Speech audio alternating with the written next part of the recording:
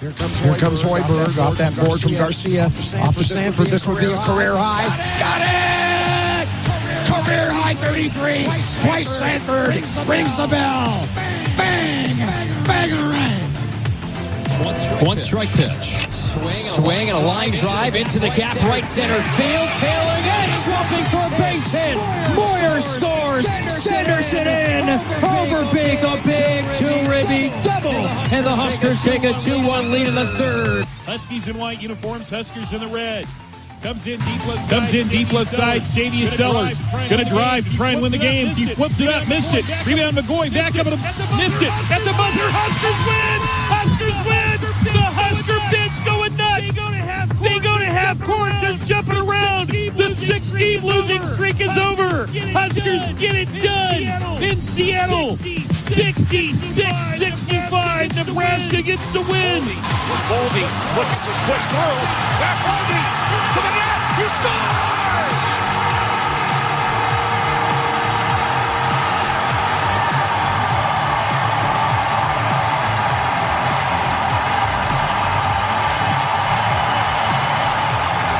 And it's Werenski. Now Jack Hughes hooks it around the car. United States with numbers. Blocked across it comes. Jack Hughes wins it. The golden goal for the United States. For the first time since the 1980 miracle, the United States takes the gold. Good morning. Welcome in. Hurrdat Sports Live, presented by Next Gen Mail Medical. That's DBM Ravi Lulla here at Hurrdat Sports HQ. What's up, DB? How we doing? How are things? I'm good. How are you? I'm good. The acoustics are a little different. They are a little different. We're here at the new studio at the headquarters. We're working out some kinks this morning. We'll have lots of different features for you, but we're here. The Kinks. We moved. Used to be a band. Yeah, an 80s punk band, I think. Yeah, I think so. Kinks, maybe 70s. I might be a what little do you know late. about the 80s? Well, I dabble every once in a while. I was born there. Yeah, My Sharona. My Sharona. Oh, is that the Kinks channel? That is correct. Broadening your horizons, Liquid? Well, I mean, that feels like it's right in Shano's wheelhouse. Yeah, It's maybe really not, but well, it's good to hear your voice. I didn't hear from you all day Friday. Did you ever come out? no. No? Man, I surprised sound good. The city unburied relatively quick. Yeah, I was impressed. Like, I was functional. Because you went out. I mean, you went out to state wrestling Yeah. that afternoon, and it wasn't terrible. It was, yeah. Interstate was A-okay. I guess in the morning when my wife went to work, it was rough. Yeah, but she leaves at 4 though. I tell you, it wasn't a lot of movement to be had. Yeah, I mean that's for doggone sure. Yeah, no, it was. They did a pretty good job though. I thought they got out of it pretty quick. Yeah, I mean the anti-Lincoln. Ooh. Well, I gotta ask, what I don't know. Maybe they're just ill prepared. I don't know. You know how I feel about the streets in Lincoln to start. So I mean, it was unbelievable between the pileups, the wrecks, the inability to clear the snow. And I get it. It was probably a little more snow than what everybody thought, but it's crazy. No, those are real shelves, Cope. We're gonna fill those in as the next few days go by. Yeah, those are real shelves. I brought some of my stuff in. We got one of our NEB Preps awards right there. Yeah, a couple of. We got our front office sports best employers in sports award on the right hand side there. We have a ridiculous Pedro Martinez picture. Oh, that's not nice. That was a gift from a friend. That's a great Pedro picture. I like the Hulk smash and the old basketball too. That's the first basketball I ever had. Well, that thing's got some years on it. Yeah, it was. So my mom got that when she was in high school. So that's from the 60s. Yeah, that's a keeper. Yeah. That's a definite keeper. Yeah. Then we got our big game chain replica here as well. So, and then to pay homage to my heritage, I got a cricket bat up top. I don't know if they can see that. Oh, good for you. I don't think they can see that on the stream. Going back to your roots. Yeah, exactly. Not to be confused with your roots. Or roots in general. Oh, okay. Or Ben Roots. We got Bubba Starling up here, and I put a mix of Nebraska football, kind of as a what if situation. Yeah. And then we got Bobby Witt Jr. So the coolest thing that I've seen since I've been in here is not out here. There is a Creighton Blue Jays Football helmet? Football helmet. Yeah, that's in, is it in Anna's office? That Carolina blue is... Or no, is that in the boys' office Our powder blue is pretty sweet. Oh, it's beautiful. Upstairs in, I think Gorman's got it now. There's a Supernovas helmet, too. Supernovas football helmet. That's pretty sweet. I like it. I don't know who we have that just like randomly makes football helmets that don't exist, but I kind of want one. Is JCPenney still open? Wait, yeah, they are because they had a little fire. Was it JCPenney that had the fire? They had to evacuate JCPenney because there was a fire nearby. Oh, okay. At Westroads. Little smoke. Yeah. Yeah, a little smoky. Little smoky. One of my favorite Super Bowl treats, Little Smokies. Yeah, it's for you. Again, you guys that don't like to really bring good stuff, just put some wieners in a crock pot and dabble some sauce on it and be like, oh, I'm good. Absolutely. That's awesome. You know I can't cook. No, I know. I'm well aware. It was funny to listen to you tell the story of watching your wife grill. So that was very interesting. She did send the ingredients, so we know what it was now. And I may use that marinade. Now there was a lot going on. It was tasty though. It was real good.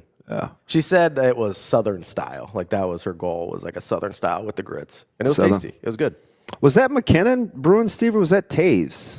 I don't remember. McKinnon missed the empty one when it's on the. Oh yeah, he did. Yeah. I mean, so there was a lot of that. And by the way, good on you for at least responding, because I thought I was going to be the only one in our chat watching hockey. No, I was dialed. I was ready to go. Good for you. You know, I was very happy. Was it a little wake and bake? I like Olympic hockey quite a bit. So I think it's sensational. Depending on what sport it is,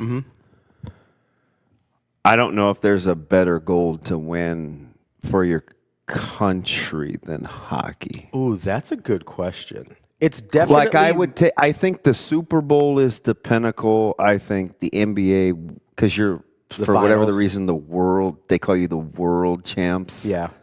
Also, I mean, but I think I would take an Olympic gold medal over Lord Stanley's Cup.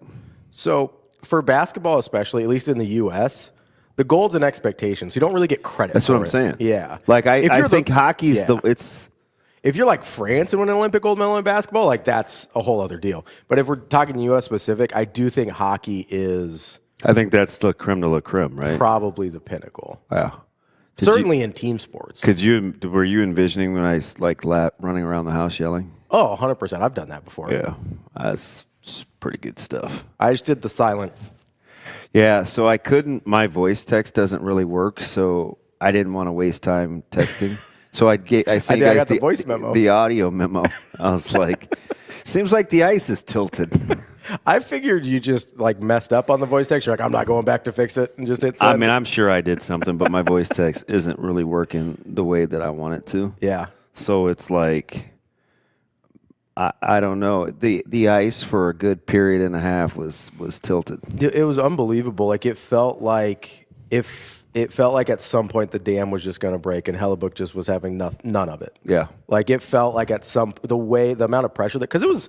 I mean, at one point it was like 20-1 shots in the third period. Yeah, I think and then it was like 23-9. Yeah, because the U.S. got a couple. I mean, they got kind of hot. They had the little 3 or 4 minute spurt, but I mean, 41 saves against a team with that kind of offensive firepower. No disrespect to McKinnon, Shane, or McCarr. Although McCarr's goal was one of the best. I don't know. Better goal, Shane, McCarr or Boldy's?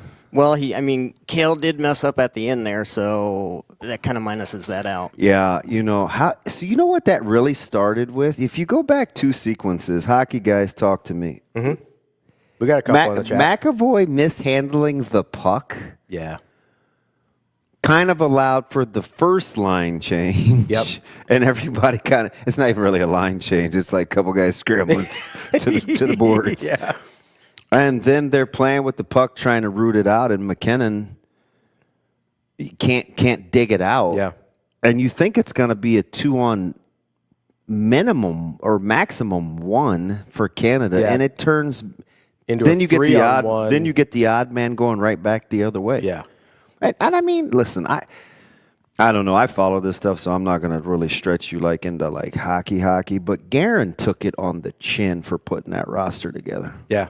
Oh yeah. Did he? Oh yeah. And he's because and there was even some questions on like whether Jack Hughes was going to make the team. Really?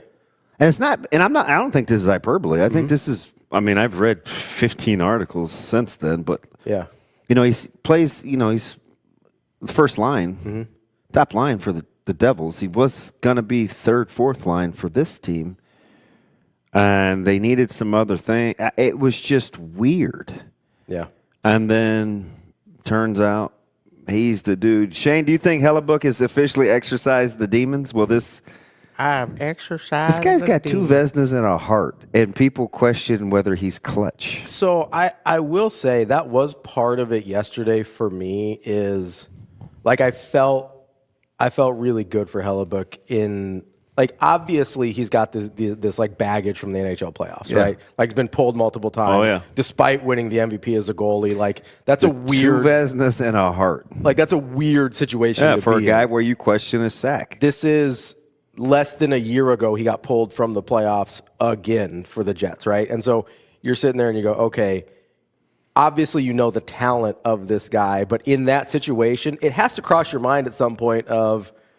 is this guy really going to crack again? Yeah. Right? And obviously he didn't. Had some phenomenal saves. The stick save that everybody has the overhead shot of, that you're like, how did that not go in? Like, how did that puck not end up in the back of the net? Like, I felt really good for him just from the standpoint of... I have exercised the demons. Yeah, and it's one of the few sports, like, to your point with the gold medal, it's one of the few sports where doing something in the Olympics, actually, I feel like will give... Like, they'll kind of blank slate you a little bit, be like, all right, they'll carry it over to your league. Yeah. Whereas, like, Rico all the time tries to tell me, he's like, oh, Carmelo Anthony, Olympic Melo, whatever. And I was like, I don't care.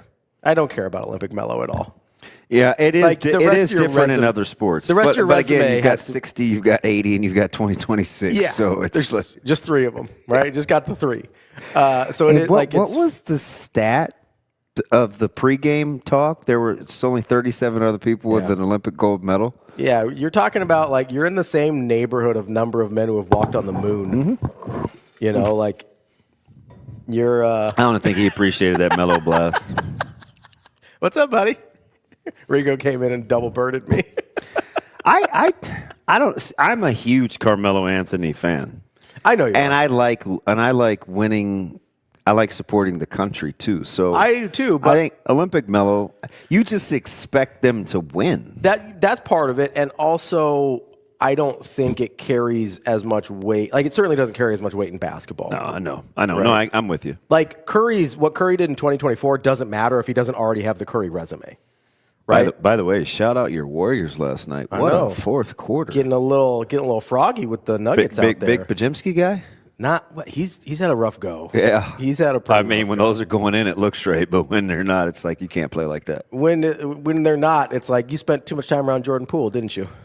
You spent good win. It gets, what are they? 3 games over 500 now? I think so. Yeah, they keep flirting between, like, they keep going between, like, 1 game over 500, 4 games over, like, they're just in that range the entire year. Yeah, it's hard to quantify because of what was going on in the world with the Cold War in the 80s with the hockey. But with the NHLers coming back after 12 years, I think it's 12 years, 14.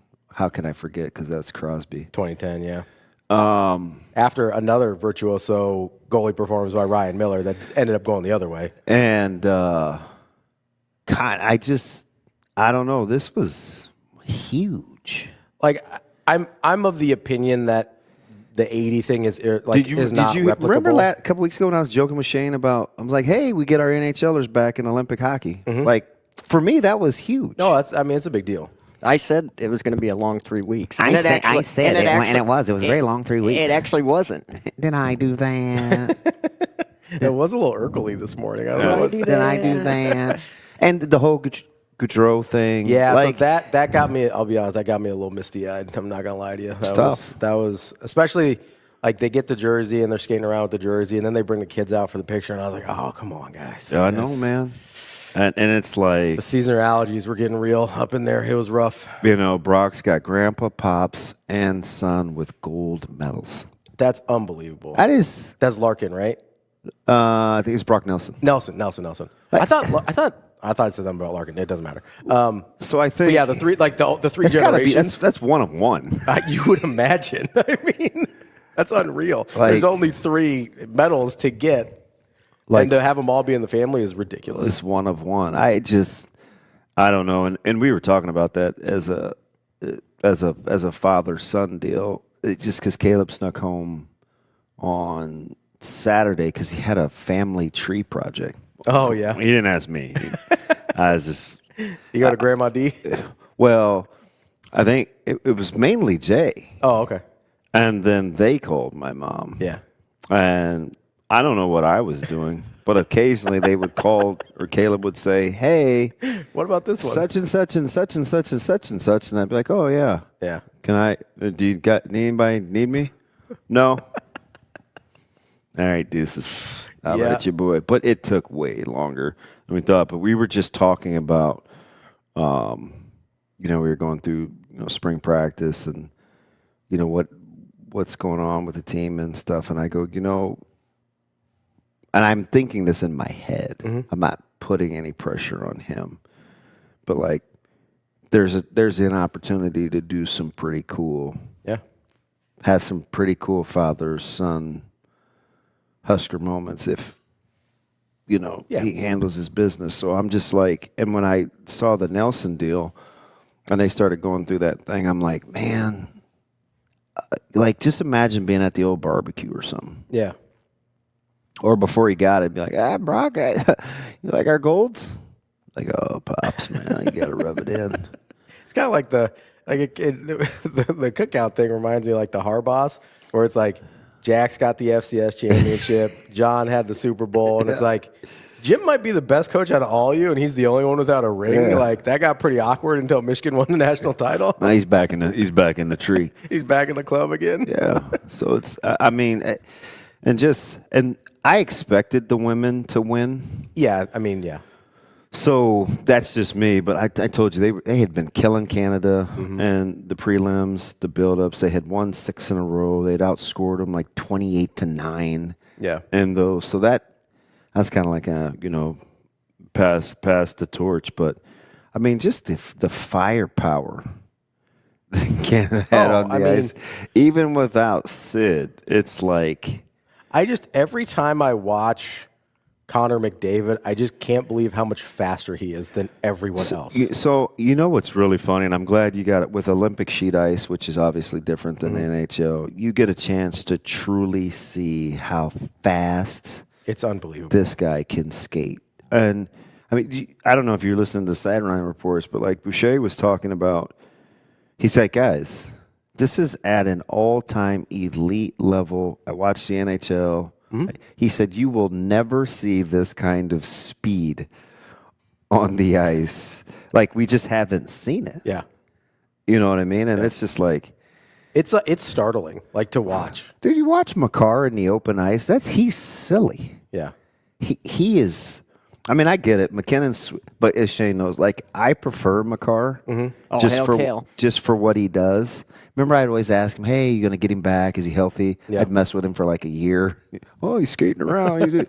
I was just jerking his chain. But, just the line that finished on the ice for Canada to not win is unbelievable. Can I say this is probably hockey sacrilege, and that's fine. I just want to shout out Bill Guerin, though. Again, I'm not going to stretch you. For putting the roster together? Yeah, I'm telling you. Guerin took some heat. I liked him as a player, too. So here's the thing, and it is, so this is kind of where it lines up with 80, but it's obviously the gap between whatever the Soviets were doing and the college kids is obviously much greater than NHL versus NHL. I get that. But the U.S. is going to be outgunned if they just try and go player for player with Canada, right? That's just how it is. 100%. And so, if you're going to do that, you kind of have to. There's a reason this has only happened 3 times, right? You kind of have to go a little untraditional with your roster construction because it's the line from Moneyball. If you play the same game. How many third lines do you think Jack Hughes has ever played on? Probably not a lot. Yeah, maybe none. You play the same game as Canada, you're going to lose to Canada. Yeah. You got to play a different game in order to beat beat the team that's probably better than you. And you know who found that out was Finland. Yeah. Yeah. But anyway. But it's I will say this is probably sacrilege for hockey fans. I agree, Ross. What is it? What did Ross? Any other guy in net, it's 5-1. Oh, yeah. Oh, I mean. There were several where it's like that. Like, I don't know how that didn't go. Although I don't know how you count the double piper. So maybe 5-2. Yeah, I'll give the U.S. another one. Yeah. Give them a second one there. I think so. Ding, ding. Yeah. I go, wait a minute. Was that twice? Felt like a Bears fan out here with the double doinks. Yeah, and so that was one where the game was going so fast, I didn't stop to rewind because I felt like they would come back to it.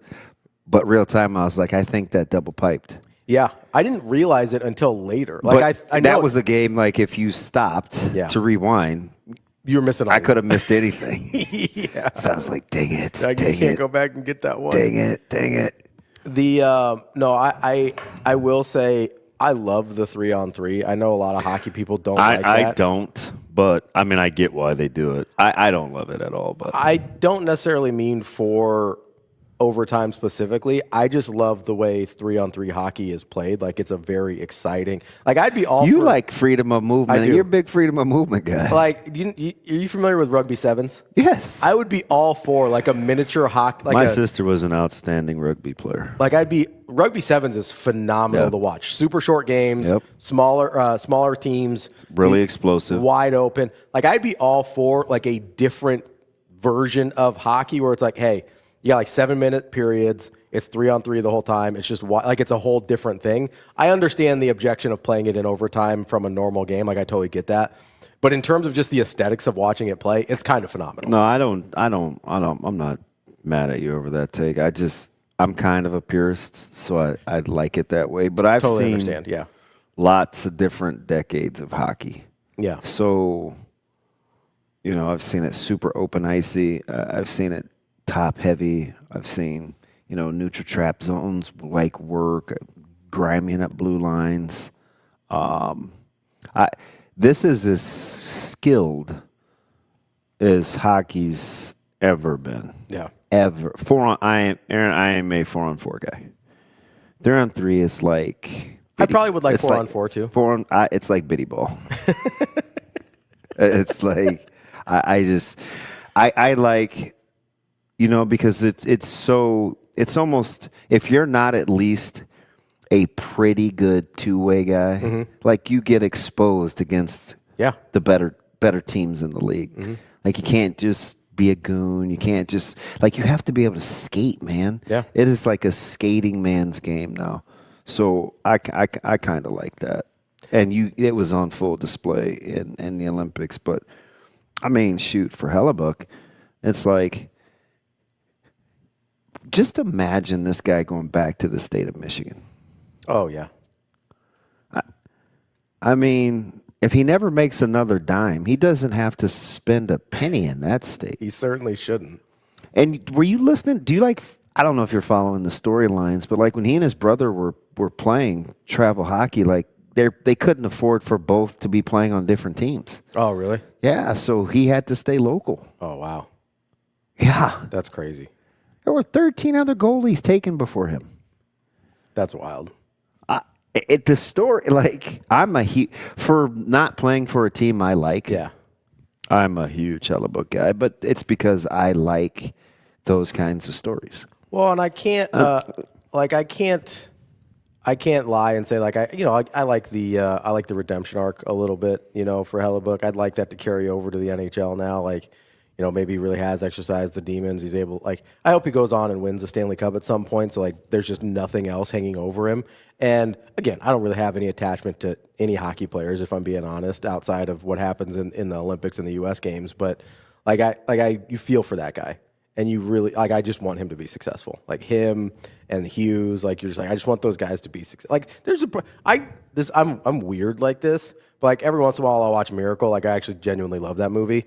And I'll go look. I'll be like, all right, what's Jim Craig doing these days? Is he doing okay? I just want him to be okay, And Jim Craig's still pretty active. I think he's a motivational speaker or whatever. But I just want those guys. I want things to go well for them because they're so important to you in this moment that like I really just want good things for them. It's a very like I don't know. It's a very strange thing that I do. What about like so? In the funny thing about that is it's just one of those rare sports where like when it's you against the world and it's the rest of the world. It changes the whole. It changes the whole. The only thing I can compare it to in terms of like other sports is like the closest is probably being a pitcher, right? Where it's like, I know you've got help, but a lot of it's just like on you. Like there's a lot just on your shoulders. There's not very many other sports where that much is just like, hey, this is kind of on you, bud. Like we need this. Otherwise we're in a lot of trouble. Because like if you've got bad pitching, doesn't matter how good, like you could have the best defense in the world and just like, you're never going to touch the ball. Yeah. And Kobe, yeah, he was. That's the whole thing that I led with. He's got a couple of Vezinas, and he won the Hart. He was the MVP and got pulled. Yeah. Twice. Yeah. In the playoffs. Like his story going into this was he going to be clutch enough? Yeah. And frankly, rightfully so got pulled. He was terrible. It's not like they were just like, we're not sure. Like he was awful. And he was developing a track record. Yes, like we were trending. We weren't quite James Hardening here, but like we were heading in the wrong direction. And like it was, Funky says it's called empathy, Ravi. I'm unfamiliar with that, so this is new to me. Do you know what that is? Well, apparently that's what it's called when I care about what happens to Hellebuck later in his career. Oh. I think that's what Funky was. It's rare for you. It's referring to.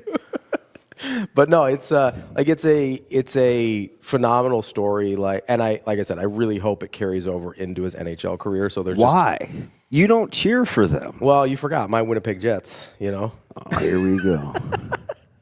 No, it's just because I like him. Like I want good things for him. I just want good things for him. All right, let's not overdo it though.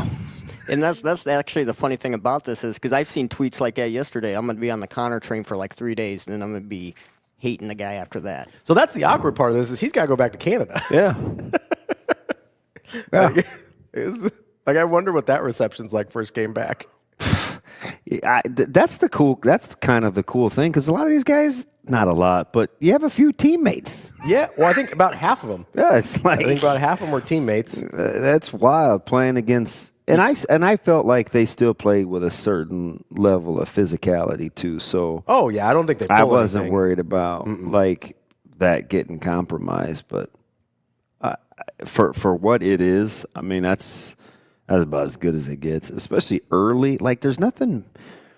I mean, and you probably should be in service, but I mean almost nothing better than waking up to high intensity sports. I mean, this isn't like NFL overseas where you hear vuvuzelas and it's Jacksonville and Cincinnati. You know what I mean? Like this was Jaguars, Browns. This is like the best of the best. Yeah.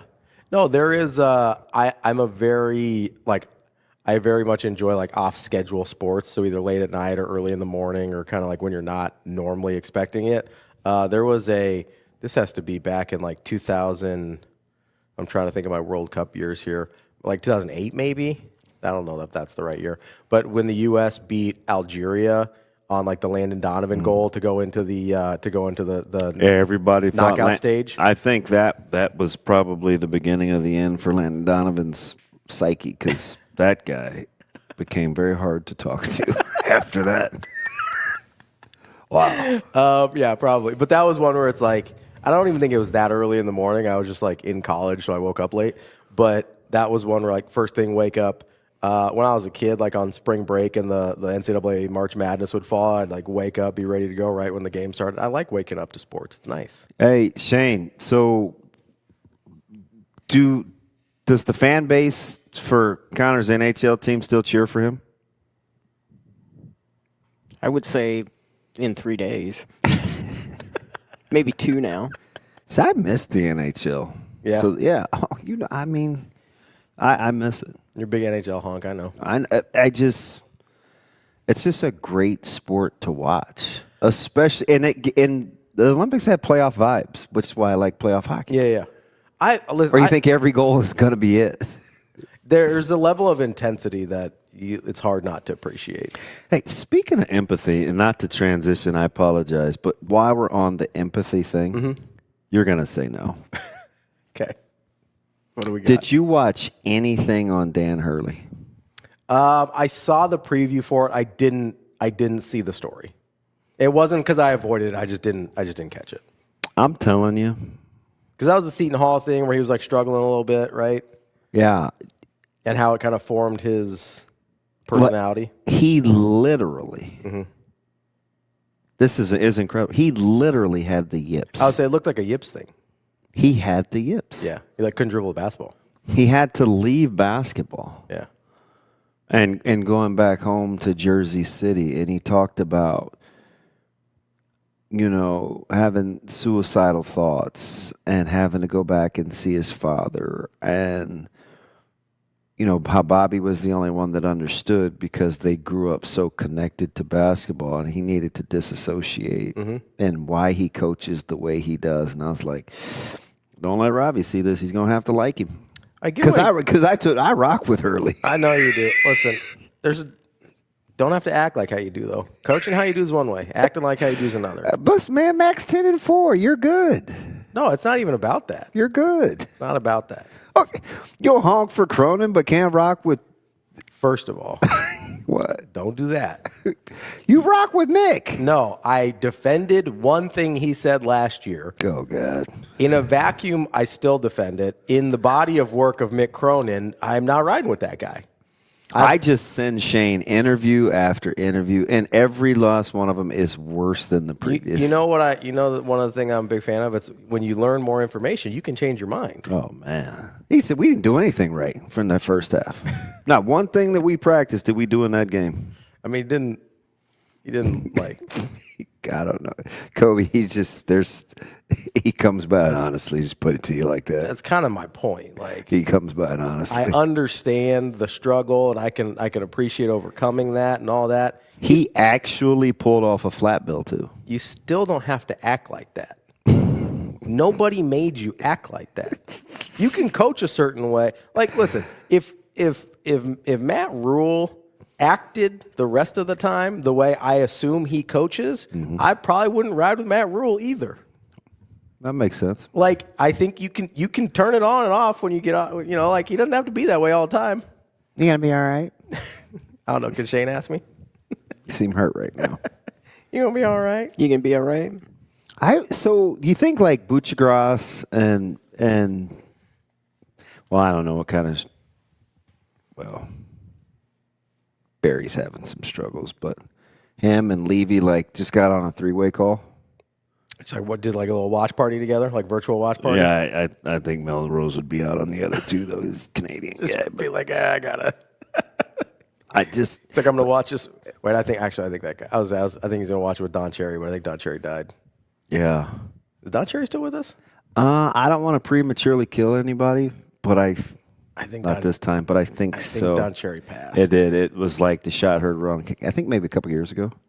He is still alive. Really? 92. Was it the last broadcast I'm thinking of? I'm always prematurely often, guys.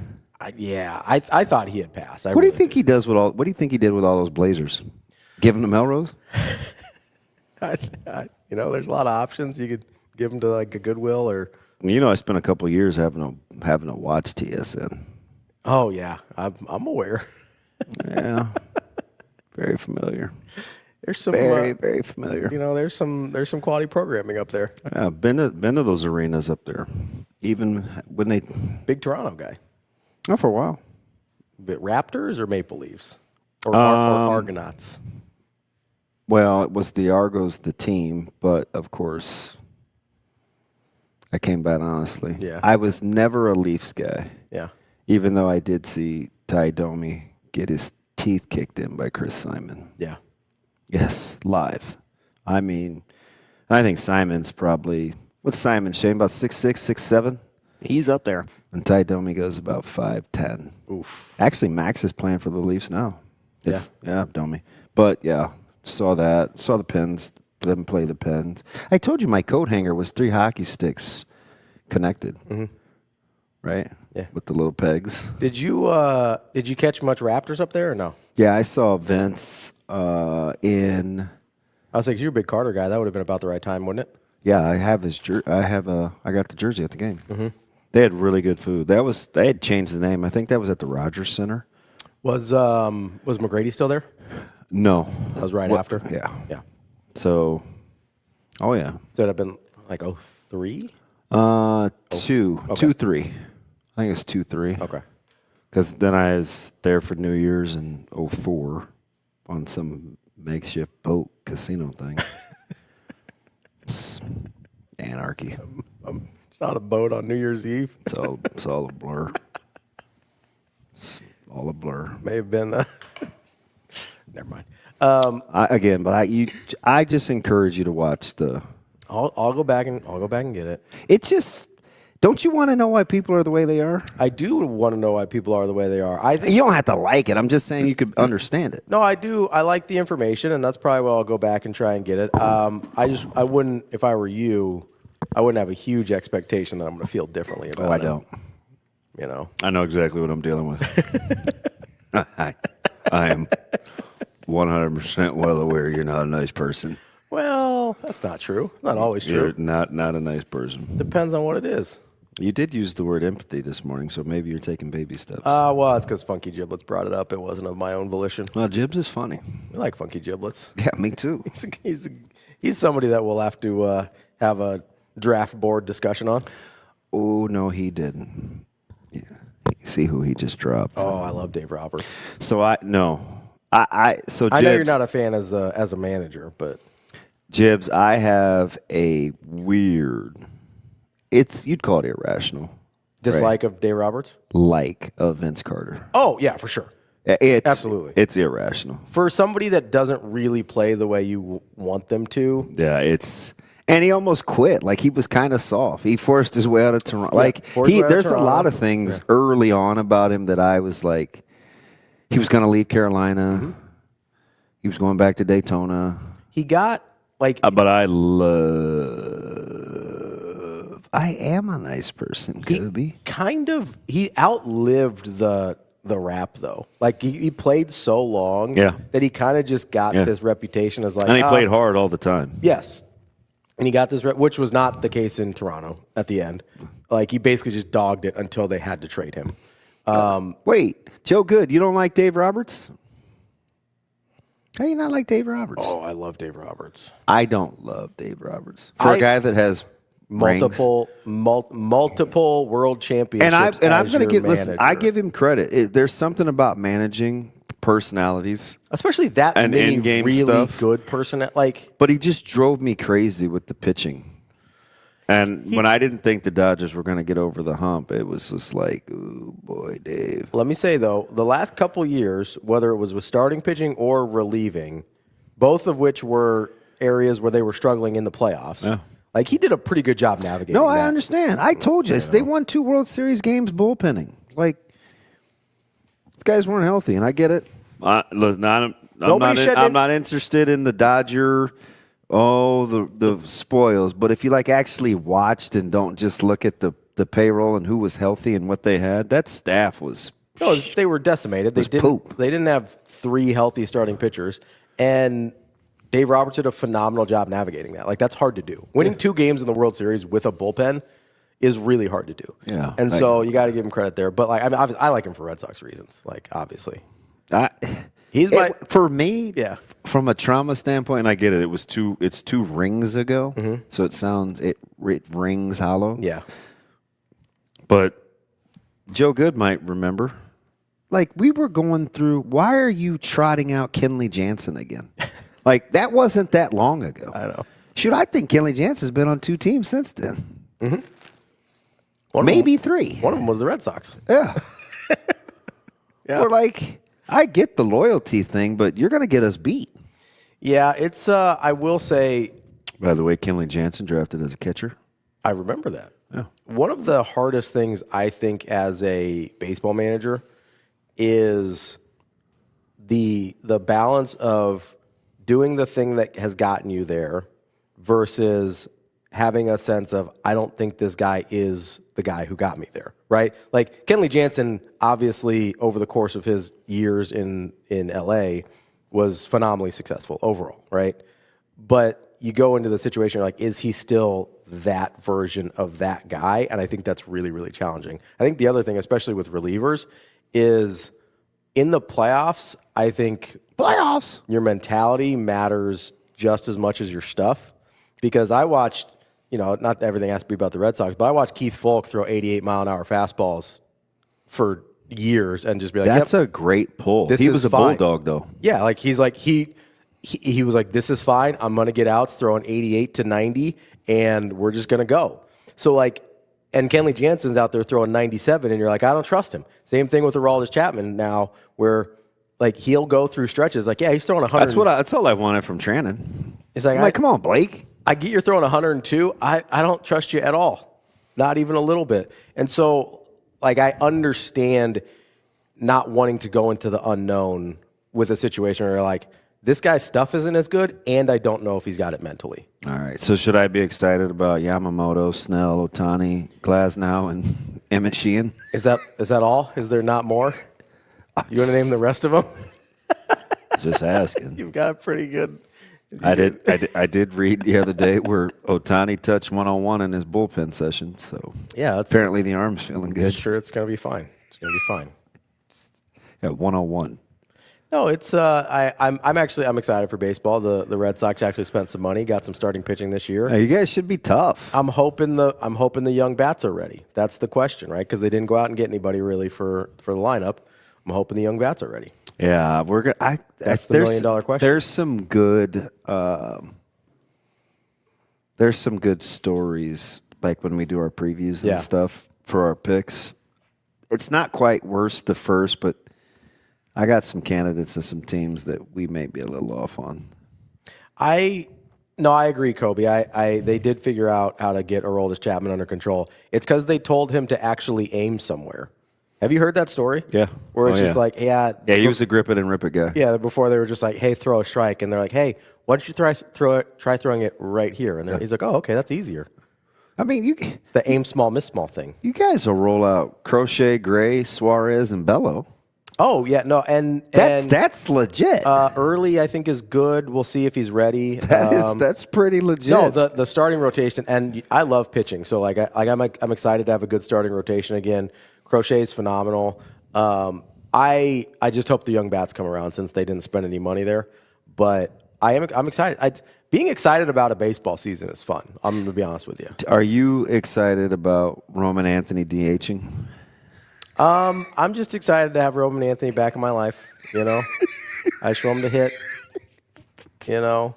I'm excited. It's exciting. I really hope Marcelo Meyer figures it out. And they have best wishes. I think they're going to switch him between second and third a little bit with with old boy that they just acquired from the Astros. Falefa? No, it's Connor or something. You got a hyphenated last name. I can't remember his name right now, but I think he's a young kid from the Astros, played third base last year.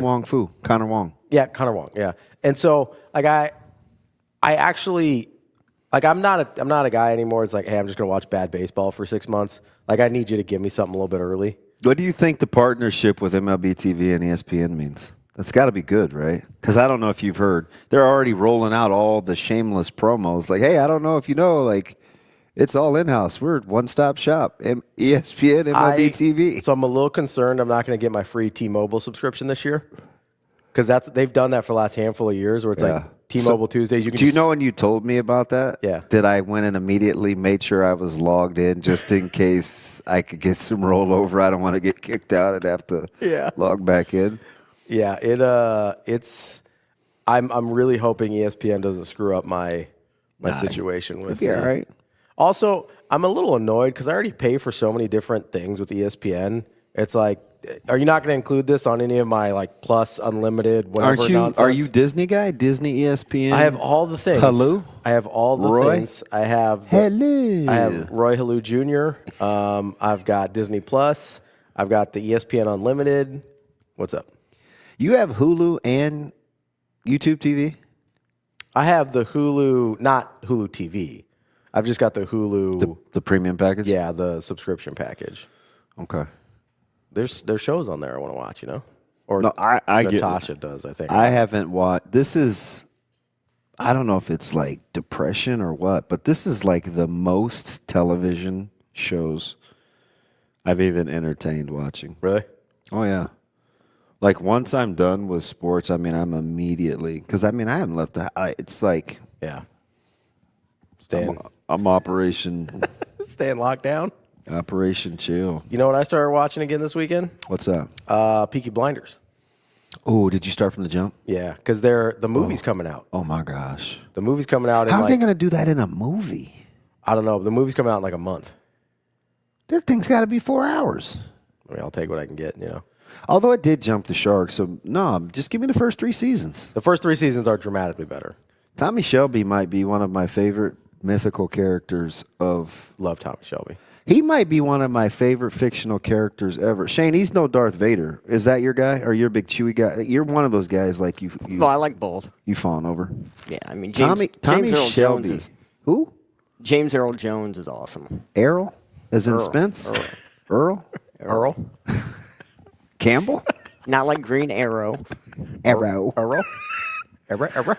Dude, Tommy Shelby is a dude. He's the GOAT. I should see if I could go a day just using Tommy Shelby 1 or 2 liners. Oh, you probably could.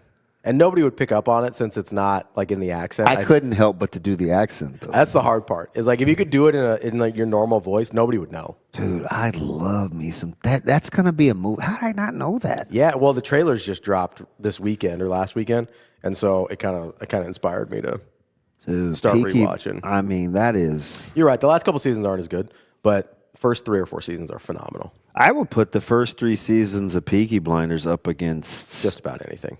Just about anything. Now consider the source. I haven't seen Breaking Bad. I haven't seen Game of Thrones.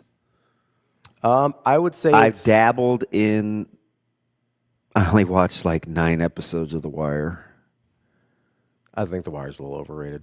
Dude, I'm serious. It's still stuck on season 1, episode 9. I'm like, I don't get it. I feel you want a low key good one. What's that?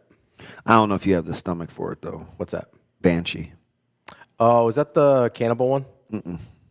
Oh, that's Yellow Jackets. What's Banshee? Banshee is this sheriff / cop goes back to this town to kind of clean it up. Mm-hmm. Goes undercover. Banshee is way good. Yeah. Is that what service is that one on? Oh, you do yours a little different, so you may not know. I can't remember. Yeah. Banshees was really good. He said, "Wait, geez, Justin." Justin went hard on that. I haven't seen Breaking Bad. I rock with Justin too. He's like an OG. Kobe is stunned about. He said, "How the f have you not seen Breaking Bad?" Kobe, can I just tell you something? I want to watch Game of Thrones so bad. It's a time period I like. Everything about it is in my wheelhouse. Kobe, I'm going to admit this to you. Much like I turned on my smoker in the rain and you made fun of me mercilessly. Kobe, I'm afraid I won't get the storylines because I'm so far behind. I am the guy, remember, that used IMDb lineage for The Godfather. Yep. Game of Thrones may ruin me, so I'm afraid. This is like Rocky to Talia Shire. So I'm afraid, all right? I appreciate the vulnerability here. Watch him drop some sort of P-bomb on me, and I'm going to be livid. It is one that you're going to... Like, I know sometimes you multitask while you're watching shows. I would not. I'll lock in. Game of Thrones is one you have to lock in. I'll lock in. I think you can get the storylines. I'll be honest, I didn't think it was as hard to follow as people made it seem, but part of that is because I binged it. I think when they had like a year and a half between seasons, it was hard to remember everything that happened without rewatching it all right before the next season. So I don't think it's as hard to follow as people made it seem. Well, Waltz, I refuse to watch Breaking Bad because I hate crackheads. Hey, well, they're meth heads, bud. It's fine. seems a little extreme, doesn't it? Yeah, I mean that's. Yeah, there's some gems I haven't seen. It's fiction, Walls. It's okay. I've never seen. What about Sopranos? Have you seen it? Lot of TikTok. Okay, haven't actually seen it. I've seen like how many seasons were there? 5? Sopranos. I think there were 7. I've 5, 6 because 5 was like a half a season and a half a season. Okay. I've probably seen 20 episodes total Of The Sopranos? Yeah. So here's kind of the dirty little secret about some of the HBO shows, especially the ones from late 90s, early 2000s. 20 total. Yeah. So I think there's like 100, so you're almost there. So I'm just telling you, Tommy Shelby, significantly greater and protagonist, anti-hero than Tony Soprano. I would agree. Tommy Shelby's one of my favorite characters. Like I'm not Tommy Shelby is like, at no point did I not like him. Yeah. No, I agree. I kind of understand, because even as cutthroat as he could be, he was so principled. Always understood the motivations. Always. It's like, I maybe wouldn't have done that. Greater anti-hero, Tony or Tommy? Well, I'm picking, like you said, I'm picking Shelby almost everybody. What about the guy that everybody likes that whistles in The Wire? Omar. Oh, so everybody loves that dude. this is kind of what I was about to say about Sopranos and The Wire and some of the HBO shows from that era is they don't actually age that well. In terms of, so I don't know if you remember that era of HBO, but like the acting is only okay. I don't know. I like the dude that played Omar because he played in that other show with Buscemi that I like where they were bootleggers. Yeah. Boardwalk Empire. Yeah. So Boardwalk Empire is about the era where the acting started to get better, and that guy is good. Like the headliners are good, but like I kind of like Boardwalk Empire. I did too. But like if you're watching Sopranos, like it's distracting how bad of an actor his son is, right? It's kind of distracting how bad of an actor some of the side characters are. So yeah, like Tony Soprano, James Gandolfini ages great, right? His wife, whose My name mom is, loved The Shield, Kel Jim. whose name is escaping me right now, the actress is a really great actress. And the guy that plays Omar, really great actor, right? But some Is of it the like Edie Falco or something? Edie Falco, yes, thank you. Some of the side characters I think are distractingly bad in that era of HBO shows, and so it's hard for me to go back and watch them sometimes. No Wire, no Sopranos, no Game of Thrones, no Breaking Bad. Breaking Bad's really good. Better Call Saul is really good too. Never saw Better Call Saul. I didn't watch the one with the coach that everybody likes. Oh, Friday Night Lights. No. Ted Lasso. Yes. You didn't watch Friday Night Lights, the show either, did you? I watched the first season. First second season's bad. It's 1, 3, and 5 I think are really good. I went through a stretch without watching the TV. I don't know. I watched Heroes. Did you watch Heroes? No, that was the save the cheerleader to save the world deal. Yeah. No, I didn't watch First that. 2 seasons were solid. They were sensational. One of the coolest bad guys ever was in Heroes. Cal Jam says he's a big Shield guy. I didn't watch the Shield. My mom rocked with the Shield. Yeah. She likes those the police shows. Yep.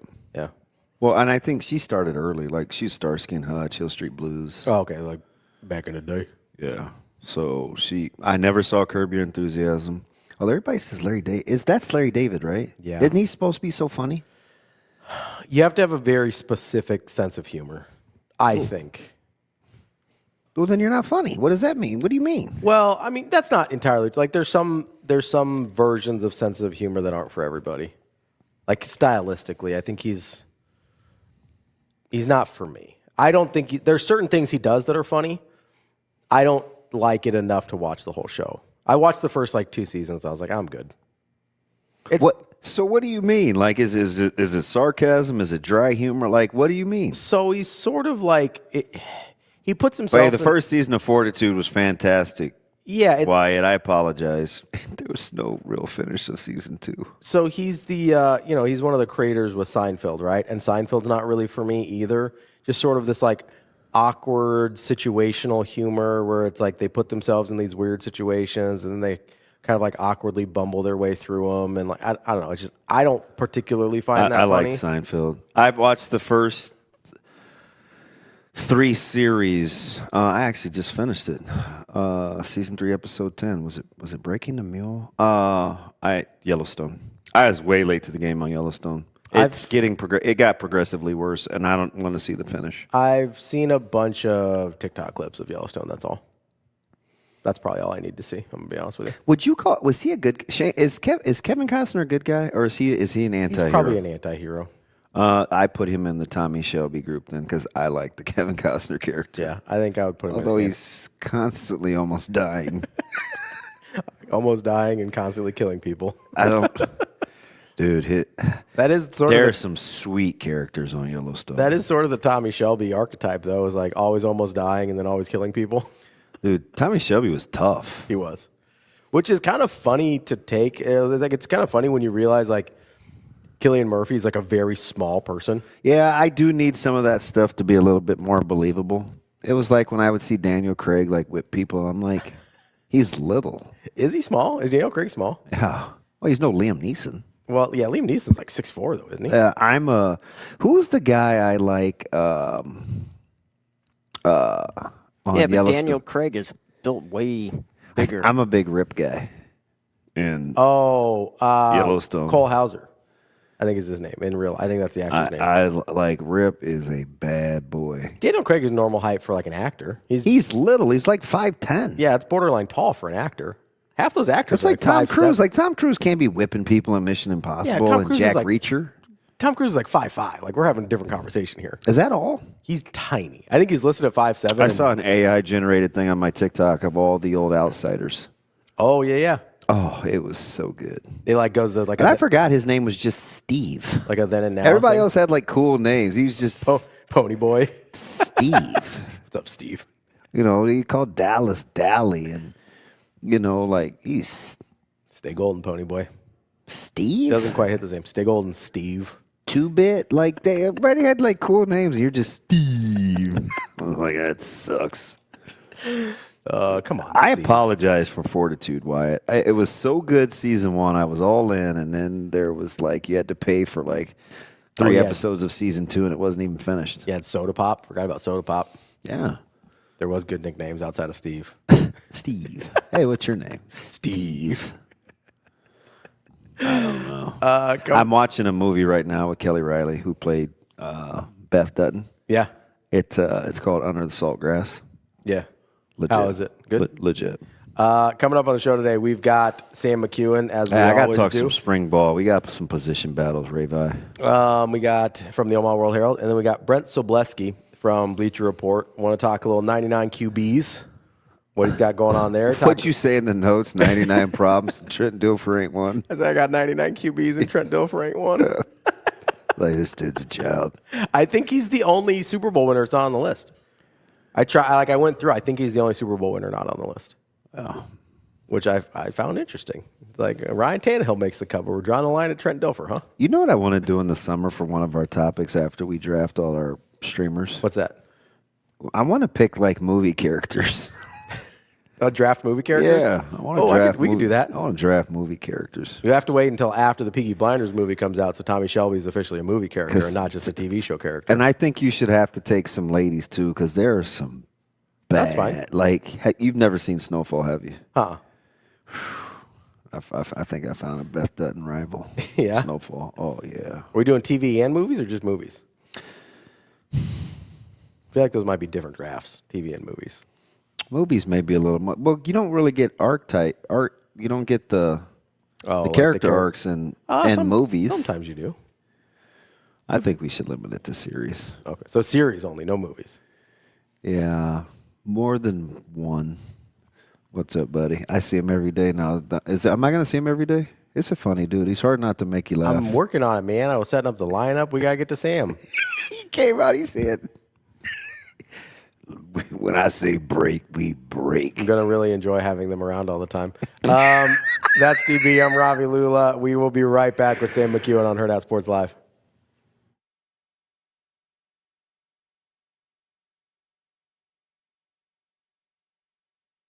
Told Braden he was going to get the opportunity to go out there and start, and told everybody else, be ready when your name's called and go out and make a positive contribution to the game. And I thought Leo and Jared were unbelievable in that first half. I thought Braden got us off to a really good start, making some effort, hustle plays, getting on the offensive boards.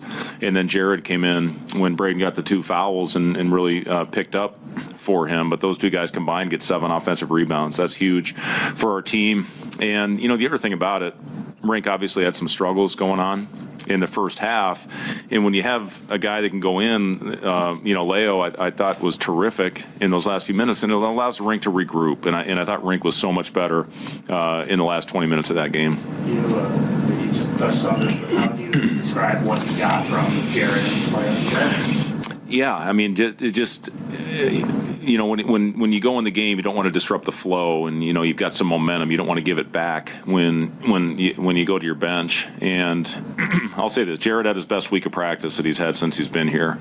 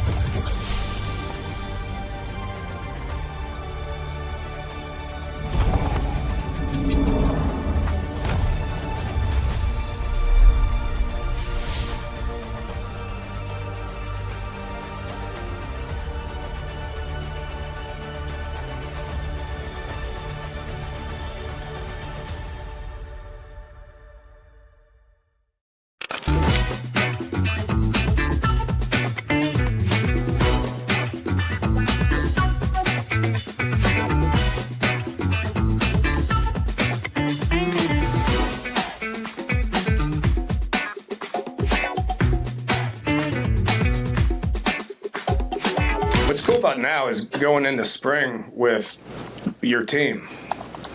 Think about a year ago. I was sitting there cautiously going through spring practice, not wanting to make decisions on specific position groups, because if you make those decisions, the guys that lost out on the opportunity, what'd they do? Yeah, so that part of it's exciting. It hasn't always been like that, obviously, without the transfer component to it, but back when I was an air raid guy, we had a specific system, and it was going to be that system. Okay, now that hasn't been the case since probably 2012, 2013, somewhere in there. That's when we started doing more stuff to try to figure out what we did best. I changed our offense drastically from 2015 to 2014 to 2015 when a guy by the name of Skyler Howard was our starting quarterback. He was a runner and he was a deep ball guy. That's what he did good, so that's what we majored in.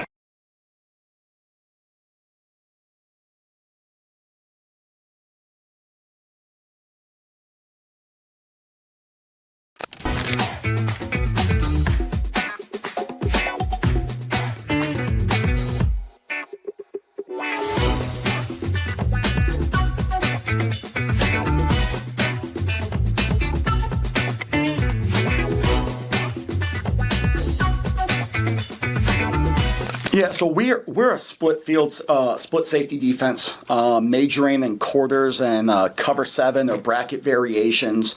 There's a lot of Saban principles in the defense. There's a lot of Mike McDonald and some of the Jesse Minter, some of their influences on the defense. And ultimately, it's you'll see us in split field defense most of the time, and then getting to a bunch of different coverage variations of it. We'll be in 4-2-5 personnel with the rush stood up into the boundary, the weak side DN. We like to think that we're really multiple post-snap, but pretty simple pre-snap.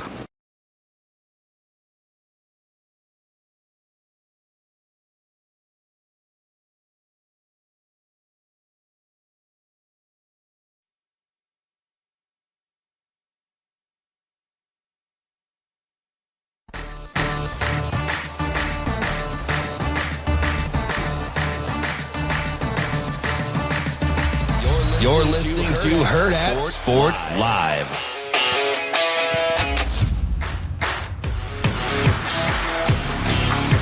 Welcome back, Hurrdat Sports Live, presented by Next Gen Mail Medical. That's DB. I'm Ravi Lulla here, not Hurrdat Sports Bar and Grill, here at Hurrdat Sports headquarters. Got the new studio. How long is it going to take you to figure that out? Probably a couple weeks. I'm going to be honest with you. Hey. We got our guy Jake Gensel, courtesy of Avery Howard. Is Jake and Bake? Yeah, got Omaha alum. Shane, we pulled off an interview with him. I talked to him yesterday. So we're setting up a time. I know. So here's the thing. Yeah, he's tough to get. He doesn't do a lot of, and he doesn't do a lot of interviews. And I'm not going to jinx it. Yeah. So and I'm not. And I would be grateful for anything he gave us, but he has been good to Shane and I. Yeah. We also have Sam here. Also somebody who's good to you and Shane and me, of course, our guy Sam McKewon from the Omaha World Herald. Sam, how are we doing? I'm good. How are you guys doing? Sammy Mac. I'm good, buddy. I'm really, really good. Did you you had a couple of colleagues that really killed it the last handful of days with state wrestling, man. Shout out to a couple of your colleagues, man. I saw Mike, I saw Stu. Those guys were everywhere. And it is a very hard, in my opinion, it's a hard event to cover if you like all classes because there's a lot going on at the same time. Yes, there is. It's an incredible event. Yeah, it's and now 5 days because there's 2 days for the girls, which was great, and now you have the 3 days for the boys. So the 3 days now is maybe not quite as long, which is good. But it's full and it's fun. And there's really nothing like that Friday night at the semis. When they fill the arena. It was pretty electric. But where you want to start, Sam? Let's go with hoops, right? Because I think it just got interesting with all these top 10 teams, and it's such a crapshoot. And I'm going to pull Michigan, Duke out of it, but we saw what happened with UCLA and Illinois. And even though Cronin said his team didn't do anything that they practiced in the first half, wait. Do you love just waiting for Mick Cronin press conferences? Just let me start there, because it's got to be a bit by now, doesn't it? It's kind of a bit, yeah. I mean, I would say that it's... Oh, man, did we lose Sam already? Can you hear me okay? Oh, there you go. There you go. Yeah. It's a little bit of a bit. And then you saw some... Oh, I think we lost him again. Gosh, Sam might be on the move, though. It sounds like he's driving. Maybe. I don't know. I know they're working. Maybe. I know we were doing having an issue with an echo as well in there, so I don't know if we're working on that. We'll try and reconnect with Sam here a little bit, but I think Austin just said we had to blow him out, but he's coming back. Hopefully. Yeah, I hope so too. Can't just get rid of Sam. Yeah, Big Ten is wild. I did miss that. What's that, Austin? Oh, he took himself out. Okay. Oh, okay. He took himself out. Sounds like, yeah, I'll be back. Yeah, he's coming back. Okay. We are working on getting the phones up and running at the new Did you like Iowa's second half yesterday? Not really. What are you making of the Big Ten? I think Wisconsin's a lot better than we thought. I mean, kind of. They just laid an egg, too. I know, but I think in general they're better than we thought. The Illinois UCLA one is the one I can't really make heads or tail of. You guys said something funny in the group chat that, and maybe it was just Maddie when he said they have an athleticism problem. Yeah. That sounds eerily familiar to kind of what I've been thinking about them. Yeah, I think there's going to be certain matchups that are not great for them. It's going to be really hard for them. Yeah, which is funny that it happens against UCLA, who was not playing particularly well. Oh, there he is. I hear him. Sam, there you are, buddy. Go ahead. We went into it maybe being a bit so far with Mick Cronin. Here I am. Yes, I am driving. I'll be driving here in a minute. I dropped my son off today because it's cold out. And very much so. Yeah. So does he does he normally walk? Yeah. That might be cool if I could just walk. Those were the days. But yeah, Sam, that's how people used to pick their schools, man. It was walking distance. Remember that? I do. That was fun. Nick Cronin. I think it's usually a bit. I think he crossed the line at Michigan State last year or last week, and then he came back. I think on Friday had a much more candid, honest press conference with all the people at UCLA where he had to apologize for the way they treated his player. He was somewhat contrite. So I think it's kind of a bit. But Nebraska's going to go out and play that team. Yep. And that team can beat Nebraska by 15 if Nebraska doesn't have all the stuff together. So that's the game that will be played next week. But either team that they're playing on the West Coast is going to be easy to beat. And I don't think Maryland's going to be easy to beat on Wednesday. Nebraska needs to play its best basketball down the stretch.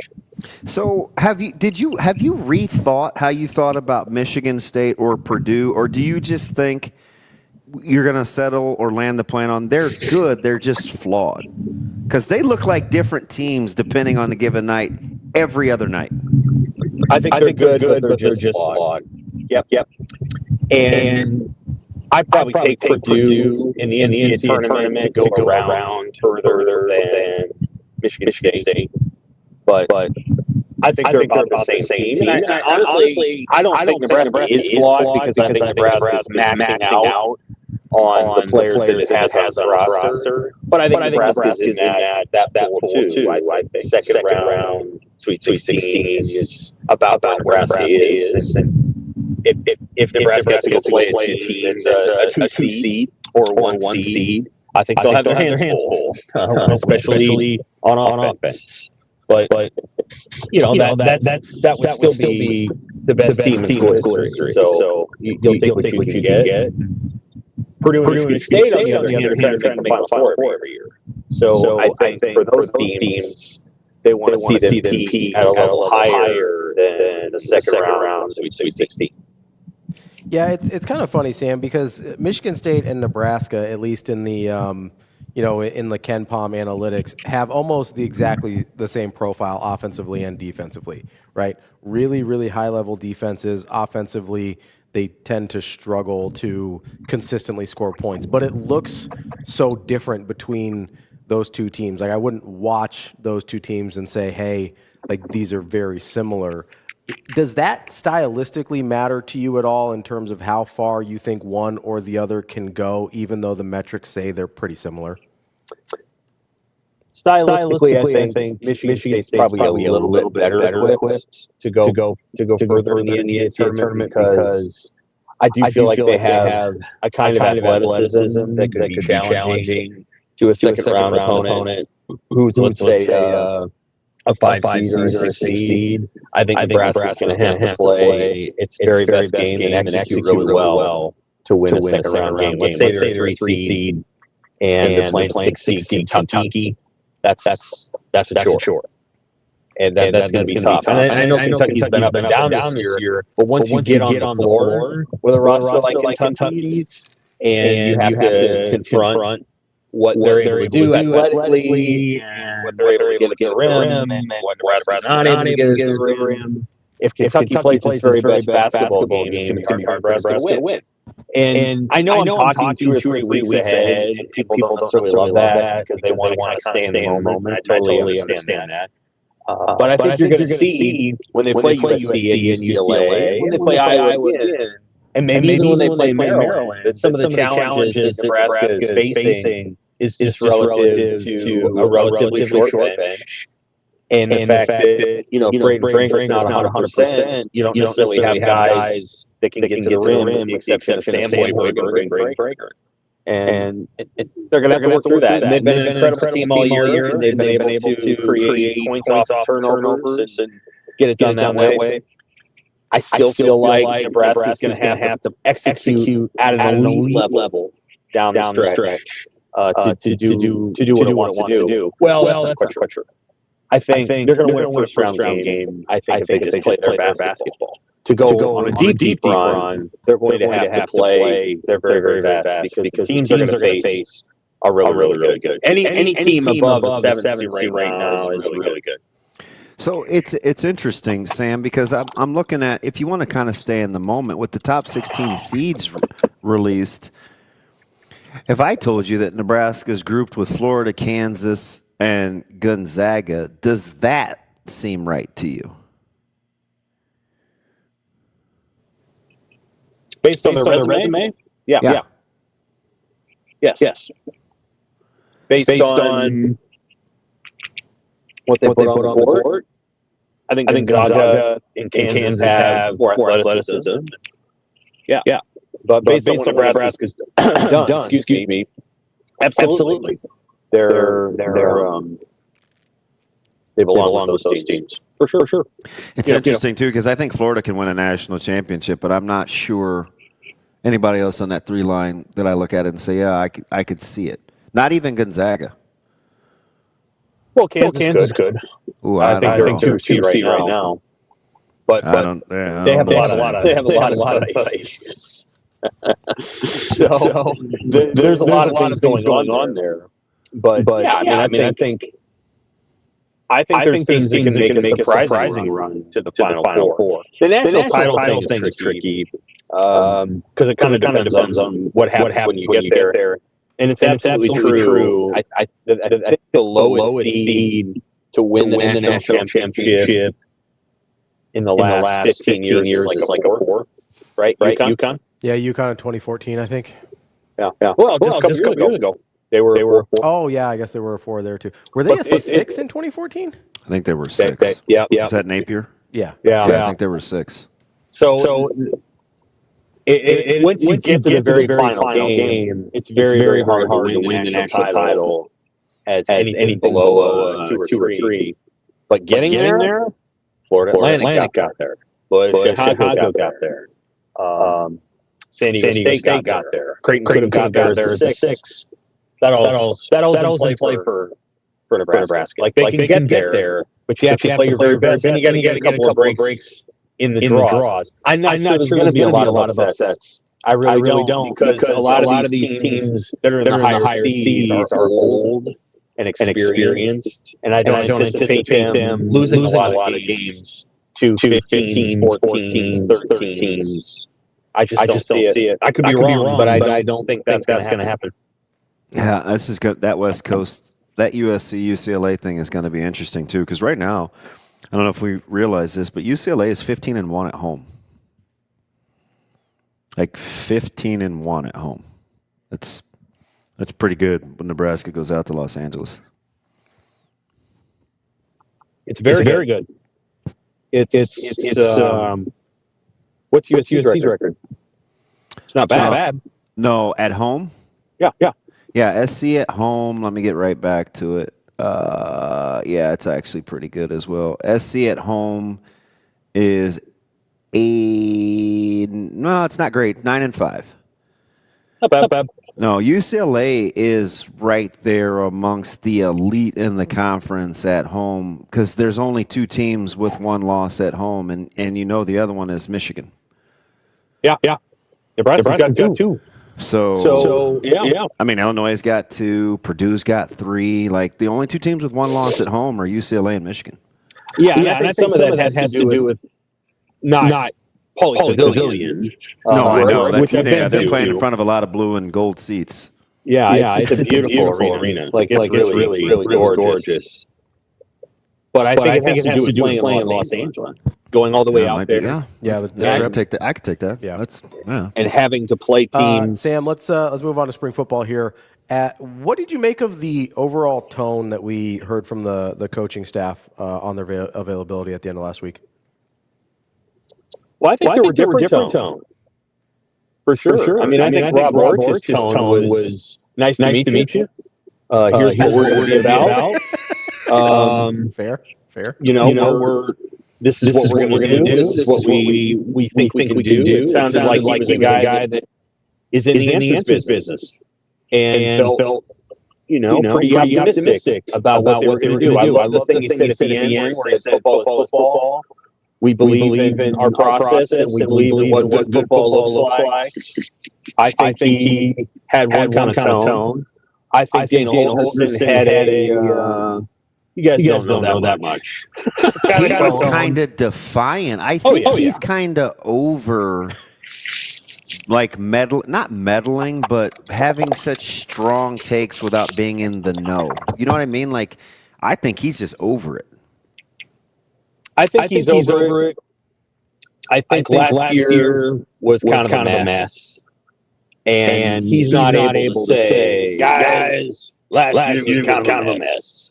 You know, he can't. He's not going to sit there and put Dylan under the bus or explain some of the dynamics that were at play. He's just going to move forward. So, I think he's not going to go back and unpack all that stuff. And I think he feels pretty good about where the offense is going.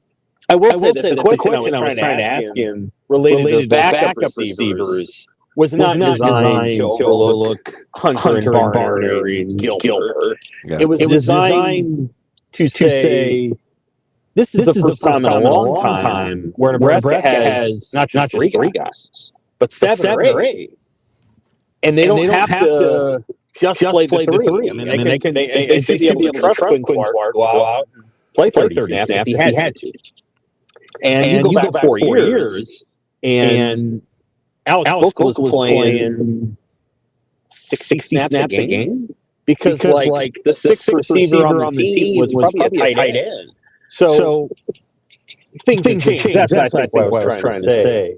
But his answer about the running back is stuff that I've been saying to you guys, and stuff that Damon's been saying. That is completely overblown. The frustration that the fans and some people in the media have about that room. It's just overblown. And it does speak to perhaps a lack of understanding about what that position is designed to do in 2026. And it's fans comparing what Nebraska was in the 90s and in the Rex Burkhead, Roy Palou, Lulla era to now. And it would be great if Nebraska had Rex Burkhead and Lulla at the same time. Yes, it would. But they don't. And Nebraska fans weren't going to get that with a transfer portal back from Miami. He's not Rex Burkhead, and he's not Lulla. So, I don't want to. So I think fans got a little over their skis a little bit. Holderson was ticked about it. Rule, on the other hand, I think he's trying to have a low profile. I don't think he wants to overhype anything. I think maybe been a little burned, especially by the Eckler stuff. If I'm looking Riley, I probably don't have Mike Eckler talking too much. Man. So, I don't know, man. I feel like, and I can already hear this coming with, I like Coach Holgerson's approach because I'm old enough, and so are you, to remember, he says, hey, he even went into it, right? I don't know about, he can do what he wants to do with the comparisons between Emmett and Mackay, but to his point, I think what he's saying is, and when you're saying we don't know, when he's kind of intimating we don't know enough, I will say he does have a different frame of reference, right? Because he knows where he first saw Emmett to where he ended up seeing Emmett. We don't know. He knows where he's seen Mackay versus where Mackay is now. So, or whomever. So when he's talking, he's using his frame of reference. Because it's interesting, and it's not just fans, because fans they give more grace, they give more leeway, because they don't know, they don't have the opportunity to have access to ask questions or things like that. I think he's more talking about media too, like when he claps back and says, is that you guys asking or something else about the running back room? Because I've heard people make light of the fact what he said about Mackay Nelson. Oh, it wasn't even a good opponent, and it wasn't even that great of a deal, and Mackay only rushed for this, and they want to, when your glass is half empty, they want to dumb it down to it being hype. I think he's just saying, he's talking about development. Because if we're being honest, Sam, and you're a perfect person to ask, In your opinion, what's different between being excited about Johnny Mitchell or Derek Brown getting our ass kicked against Georgia Tech in a blowout versus a coach saying he's excited about Mekhi Nelson? In your, like, what fundamentally is the difference between the two things? It's a long time ago. Listen, there isn't one. Right. There isn't one. That's the right answer. There isn't a difference. We didn't know Johnny Mitchell was going to be the 14th pick for the Jets. We didn't know Derek Brown was going to change numbers and be amazing. Do you know what we did say? Oh, why don't we play the young guys more? They look good. These guys aren't competing. Can't wait to see Jay Mitch and Derek Brown. Like, are we am I making that up? No. Okay. I don't know that. What's you know what the finished product is, so it sounds ridiculous. Right. But real time. Well, at real time, at the time, I think, and you could probably ask Coach Osborne this. I think Coach Osborne thought that his tenure was in trouble after the Georgia Tech loss. Yeah, I mean, they're coming off, the Tyrese Knoxes, the Scotty B, Leotis Flowers. Like, we remember these things when we want to critique this staff because we're not enamored with them. They're just not held to the same standard of guys that said very similar things during their tenure under tumultuous times, too. Right. After we got our butt kicked by Georgia Tech, there was really nothing to be excited about watching Johnny Mitchell play 9 snaps or Derek Brown get 7 carries. You know what I mean? Yeah. I think I do know what you mean. It was I mean, damn be the facts. Memorable time. And I do remember. I do actually remember that time, and I remember that game quite well. And I think there was a sense of going into that season in '90 that Nebraska was the best team in the country, and then they lost to the 2 national champions.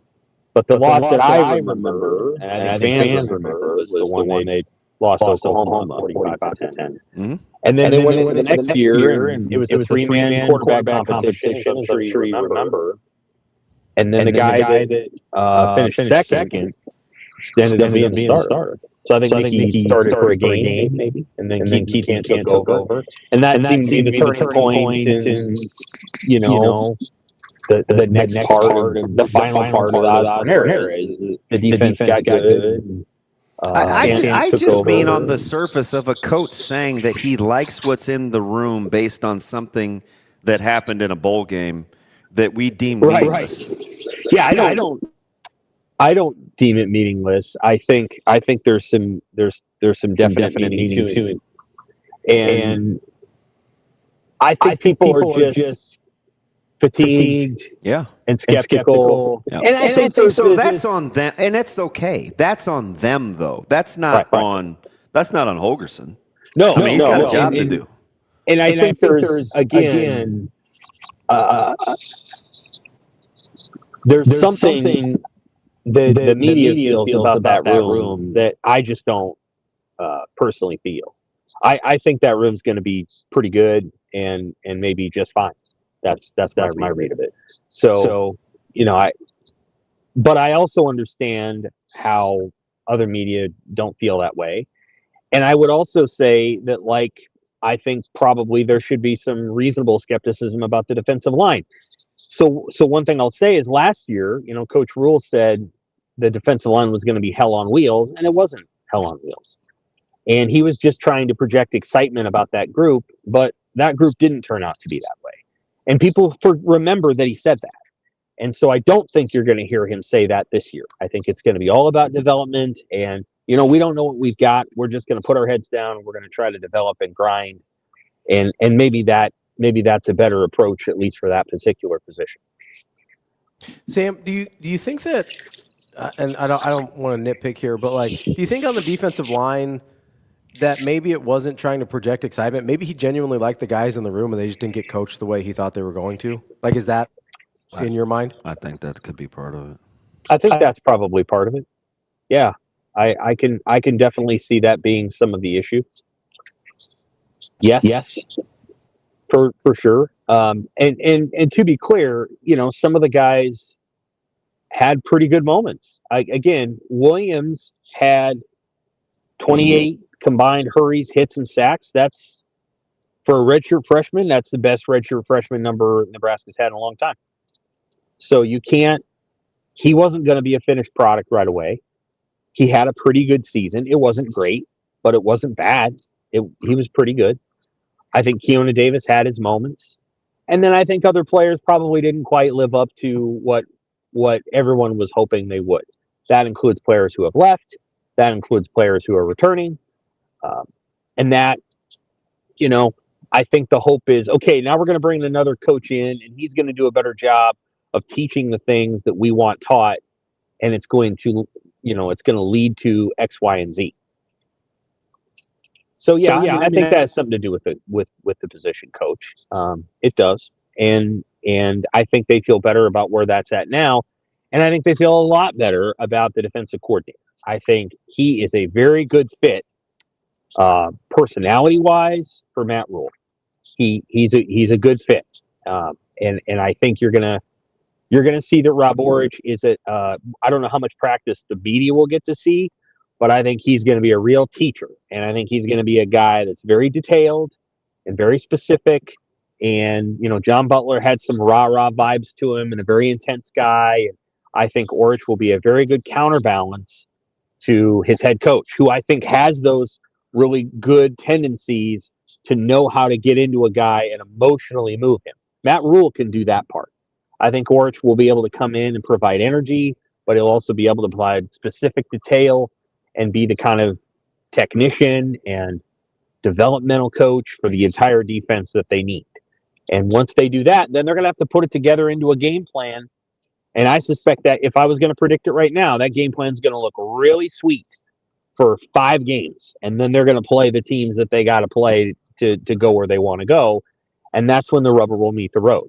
So they're going to play Ohio and North Dakota and what the other team is, I can't remember anymore. I'm sorry. And then they're going to play Maryland and Michigan State, and it's probably going to look pretty good. And we're going to write, well, they got the number 12 defense in the country, and this, and this. And then Indiana's going to come to town, and that's what they pay them the big bucks for. Indiana and Oregon, those are the games. And, everybody knows that. And I look forward to.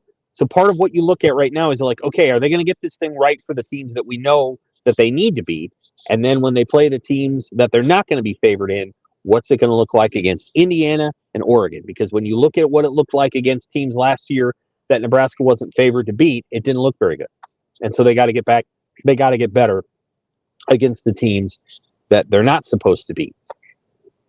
I just like the fact he has this is just me. My man has got a whistle around his neck, like ready to go. Like, I know you guys laugh. You're like, oh, this damn DB's an idiot. But I'm just telling you, man, there's just something about old throwback ball coaches that put the goddamn whistle around their neck and blow that thing when they don't like something or they want to teach or they do like something. You know what I mean?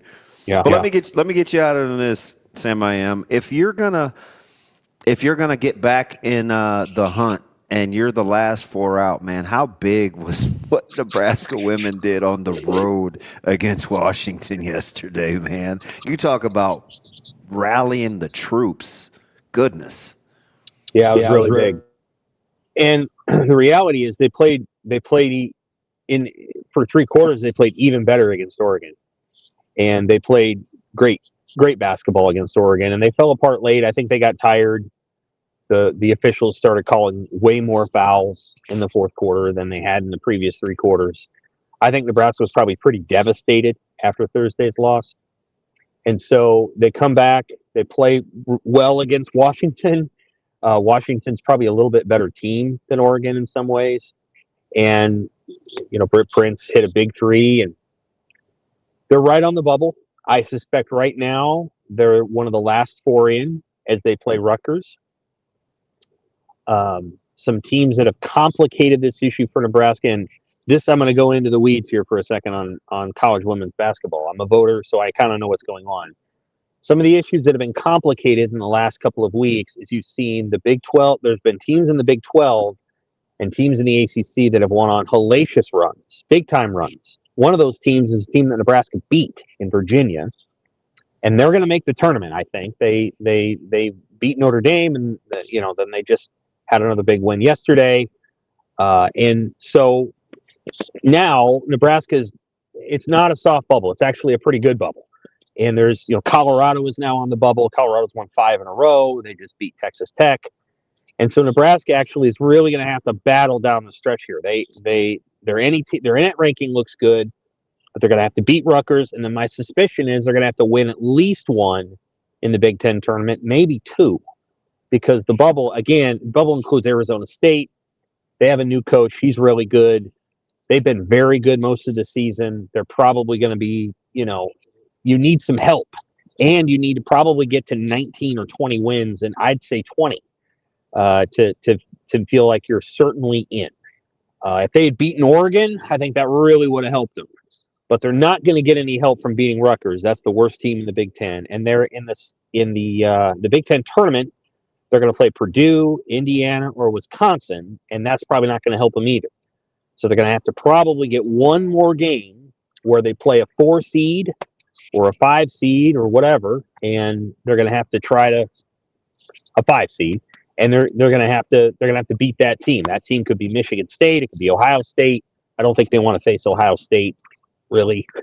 It probably won't be Iowa. I think Iowa's above that now. Could be Maryland. So they'll have to find a way. Now, Amy's teams have been pretty good in the Big Ten tournament. That I will say. She's done a good job in the Big Ten tournament. That's been something where she's been really good, and we'll see how it goes. The women's teams have always been way better in the Big Ten tournament than the men's teams at Nebraska. I'm not sure why. That includes most of Hoiberg's teams, except for maybe one. They struggled in the Big Ten tournament too. So we'll see how they do. But the women probably need to win 2 in the Big Ten tournament. Maybe I'm wrong about that, but looking at the bubble. And we're going to do a bubble comparison this week where we take 8 teams that are all in the bubble, and I think you're going to see, Nebraska can't just win one more and call it good. They're probably going to have to win 3.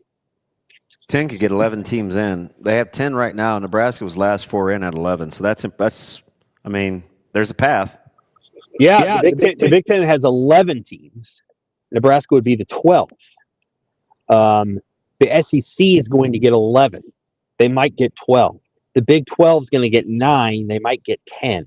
It's a super strong year in all of the leagues. So the top 4 leagues are great. Everything past that is not. Now, here's an area where I would be whatever. Villanova is projected to get in an at-large bid, and I don't think that's right at all. No offense to Villanova. I don't think they belong in the tournament. I don't. I don't think the Big East is anywhere near any of these other leagues. And so I don't know if they're going to get in the residual. Well, we got to have 2 teams from the league that UConn's in, and I don't agree. I just don't. I would say that a team like Villanova probably shouldn't be in. I don't know that Princeton should be in. Princeton did not win the Ivy League regular season title. Historically, the committee has been very kind to the Ivy League, putting 2 teams in. Columbia got the automatic bid. Princeton would have to get an at-large bid. I don't think Princeton belongs in the tournament. I don't. So we'll see. I think that's going to be one of the biggest questions. My hunch is Villanova and Princeton are going to make it based on just having a bunch of wins. And Nebraska is going to be duking it out with no team in its own league, because I think all the teams that are in the league, that are in the tournament from the Big Ten, are in. So now it's going to be Nebraska kind of battling the Big 12. And some of those teams are, very good. Arizona State's very good. Colorado's very good. Utah is the other team with the exact same resume as Nebraska. Utah's very good. So it's going to be a lot of fun to watch down the stretch, and Nebraska has to keep winning. If they'd won at Oregon, that might have been the key thing. But now they got to get one more quality win, I think. So we'll see what happens. But big win out in Washington for Amy and the crew. They're battling through injuries. Obviously, Natalie Potts didn't play this year, so they're battling some stuff. And this is the best the Big Ten has ever been, top to bottom. And Nebraska's feeling the effect of that a little bit. That's our guy, Sam McKewon from the Omaha World Herald. Sam, appreciate the time as always. Good stuff. Thank you. This is Sam McKewon from the Omaha World Herald. Let's take a quick break here. We will get back with more Hurrdat Sports Live coming up next.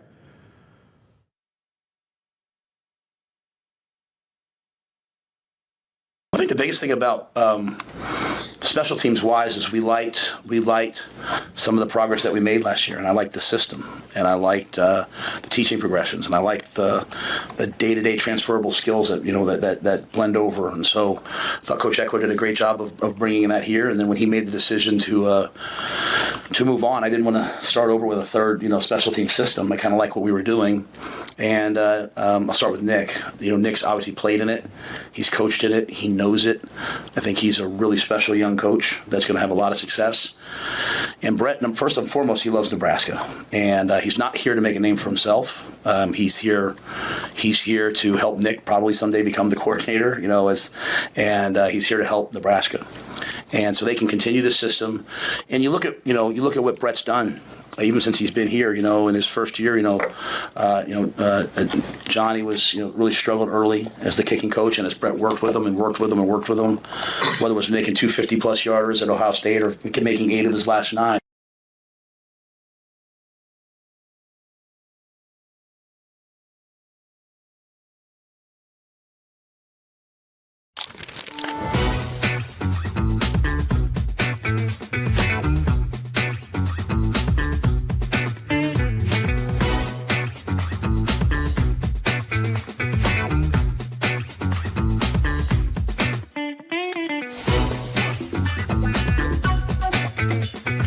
Just mentally and physically just trying to be locked in, approaching practice every day with the mentality to get better and stay ready. So whenever my name is called, I come in and bring some juice.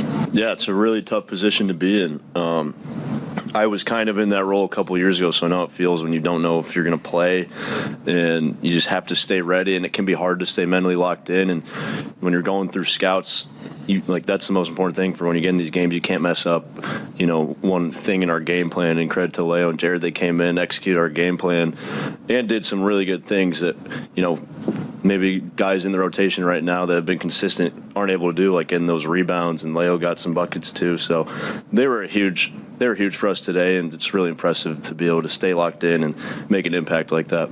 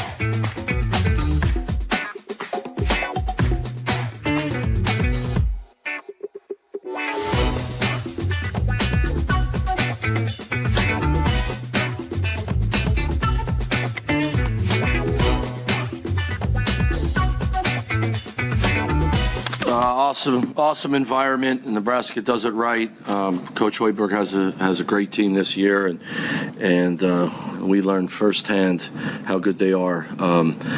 They got rolling, and getting Sanford going like that, and watching them go in just gets them rolling. One thing about this team that Coach has is they don't beat themselves. So you have to play a very good game, and you got to go beat Nebraska, and not many teams have done it this year. So proud of my team's effort, especially in the second half with all those young guys. They battled, score 44 on them, and battled like we did. I'm proud of them, but just not good enough to win at Nebraska.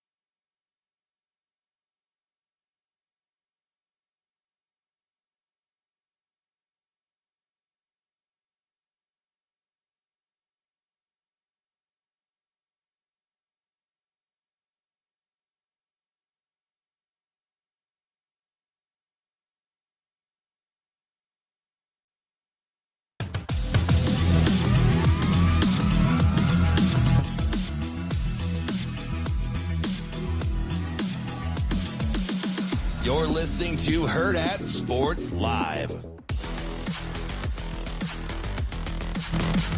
Welcome back, Hurrdat Sports Live, presented by Next Gen Mail Medical. That's DB. I'm Ravi Lulla here at the Hurrdat Sports HQ, talking a little Husker basketball, Husker football, JPB, talking about the women's team on that side of things, says Britt Prince sitting pretty close to the 50-40-90 mark. She's actually sitting well above that. Yeah, that's what I responded with if you continue reading. Yeah, 55-46-92. Well, that's right there in the stream. Which is pretty good. There you go. That's pretty good. That's a lot. Her offseason has really helped her. She's stronger. Mm-hmm. She has elite level fitness. They run doubles at her constantly. He makes a good point, which is pretty incredible considering where she is on team scouting reports. And during that losing streak, you know, they needed that kind of hit the little skids for Hargrove a little bit. You're trying to get Hake back in the rotation, healthy, making shots. Like, they need everybody. Yeah. And during that 6-game losing streak, I think, you know, some of it is it's a chemistry thing too. Like, in and out of the line, playing with the right kind of temperament to go on the road. I think yesterday was the shot in the arm they needed because Washington was pretty good. Yeah. And they had been good at home too. I think they were 9-7 in the conference. Well, and Nebraska had lost a bunch of those pretty close ones. Like, yeah, they needed one. Like, they needed to get over the hump on one, and I think that was pretty big for them. Nope, Kobe. I would say the answer to that is no. What was the question? He asked if we're worried about Prince. I'm not. I mean, you know, I think we sometimes let the perception kind of. I mean, I get it. The question is valid, but even the stuff like Frager with the cryptic posts and then pulling them down, and then can we keep them? I mean, we just got to stay in the moment. And Hoiberg and those guys, Coach Williams, they'll figure that part of it out. Like, I would not. The least of my concerns would be a guy like Frager or Prince leaving. Well, and for right now, for his part, I thought he played a lot better. Yeah, it's good bounce back. Like, he needed it right on time. And I mean, you know, Penn State's a low turn you over team, even though I think they lead the league in actual steals. Oh, but maybe the lowest in terms of generating overall turnovers. That's an interesting question. In the league, which I think that's accurate. I want to get back to something Sam said, because somebody asked me, or somebody asked us in the stream to ask Sam about kind of the questions, and it wasn't combative or confrontational. I didn't think. I just think Sam asked a question. You know, Dana, I think it was kind of tongue-in-cheek, but, I mean, there was probably a little bit to it, right? Is that you guys, or is that how it really is with that perception? And I think it's just interesting, and I'm not – just give you the facts, right? And what people do with it is up to them. Yeah. Right? Because I heard, he was the coach that everybody had the hardest time with at the press conference. Mm-hmm. And I understood it, but I didn't understand it. Because sometimes it says more about what we're willing to receive, right? As people, as intakers of the information, whether it's media or it's fans. It's like if somebody has a different demeanor than what we expect or what they think they should, given the line of questions or whatever it is that their perception point is, like we're quick to judge their response, right? So I think the question was about getting running backs in the portal. Yeah. And I can't remember which response it was. Confident in the quarterback room, ready to get started. I don't even know if we cut that up. Shane, play clip 4. What did we get good at last year? Midway through the season, we got good at running inside zone and duo with the back that got us yards. Didn't stumble on that until game 6. So figure out what your guys do good and just start gravitating towards that. So.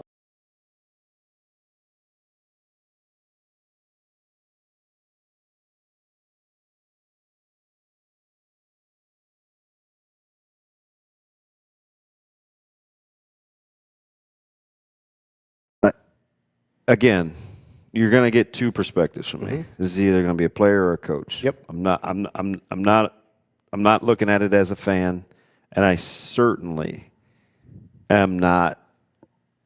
I don't have a dog in the fight from a media perspective. I'm just looking to see what he says. I should have the cut now. Okay. See where it goes. What did we get good at last year? I don't. So, I'm sorry. Midway through the season, he says, we got good at running inside. Emmett did this in the bowl game. That got us yards. Ives short yardage. Now, maybe if it was different and Ives didn't get better and we didn't see him coming on, maybe we would have approached the portal differently. And he talked about limitations on the roster. And he says if you get rid of a guy, if you bring someone else in, you want to get rid of a guy. And I don't think we took that I don't think we digested that. I don't think people like that. Oh. Why? I'm not sure. The perception I'm seeing, or not the perception, but the reaction I'm seeing from people is that they didn't love that answer. The roster limits, hey, if you get a guy, you have to get rid of a guy. I think part of the reason there is we don't like some of the guys in the room. So we're like, well, I don't care if you have to get rid of a guy or not. That's how I took it, people's reaction to it. Because I think we sit here and go, well, I don't care if you have to get rid of Connor Booth, or I don't care if you have to get rid of Vince Genatone, or whoever, right? Whoever the guy on the chopping block would be, which I don't know if it would be either of those guys. It's not going to be Jamal Rule. It's not going to be Ives, Nelson, or Mosey. So I assume it'd be one of those two. And so I think we look at that and we go, if we don't value the guys on the back end of that room, then we don't care about the answer of having to get rid of a guy. And so that's how I took So it's not really the answer. It's not really that's how he answered the question. It just didn't jive with how you think people feel people about the room. think. That's how I took it. I could be wrong. I am reading into their reactions a little bit, but that's what I think the root of the objection is. Because if you sit there, if you've got 5 guys in the room that people love, which is unrealistic, by the way. And how do you know until they play? If you can't tell, yes, I'm extremely passionate about this. Absolutely. Why? Because you lived it. And you would never know if a guy's good or not until he plays. But you knew. Right. Because you were in the room.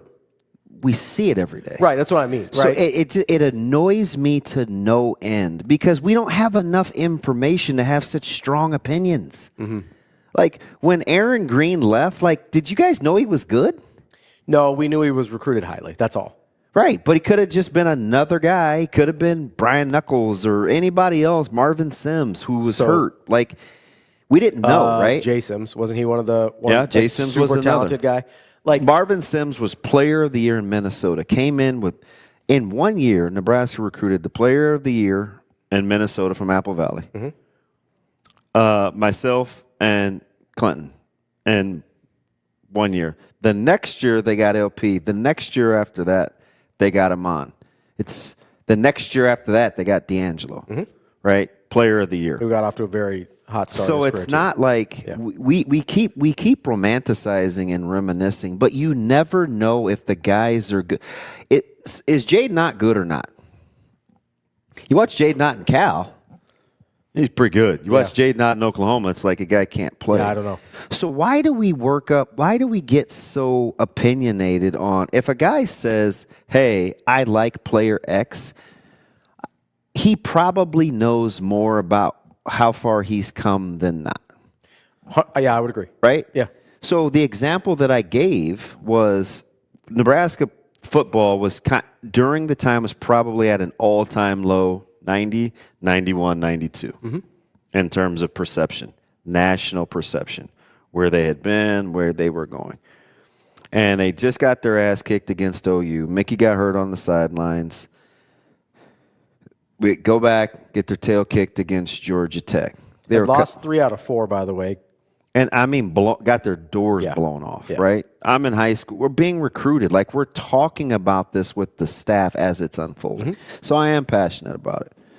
So we watch guys like Jay Mitch and Derek Brown. We'd heard the freshman hype, John Bostic, like some of these guys. We'd heard it about Mike Grant. And we see these glimmers in the bowl game. And say, oh, man, you know, we need to – why wasn't Derek playing more? Or why wasn't Johnny Mitchell playing more? You know, and we used it as like an indictment of what Coach Osborne was doing. This isn't revisionist history. This is exactly what happened. Yeah. It's not my opinion. I asked Sam about it. He's getting ready to go to work in Lincoln covering this deal. I asked Sipple. Like, there was this buzz, even though Nebraska was pretty low.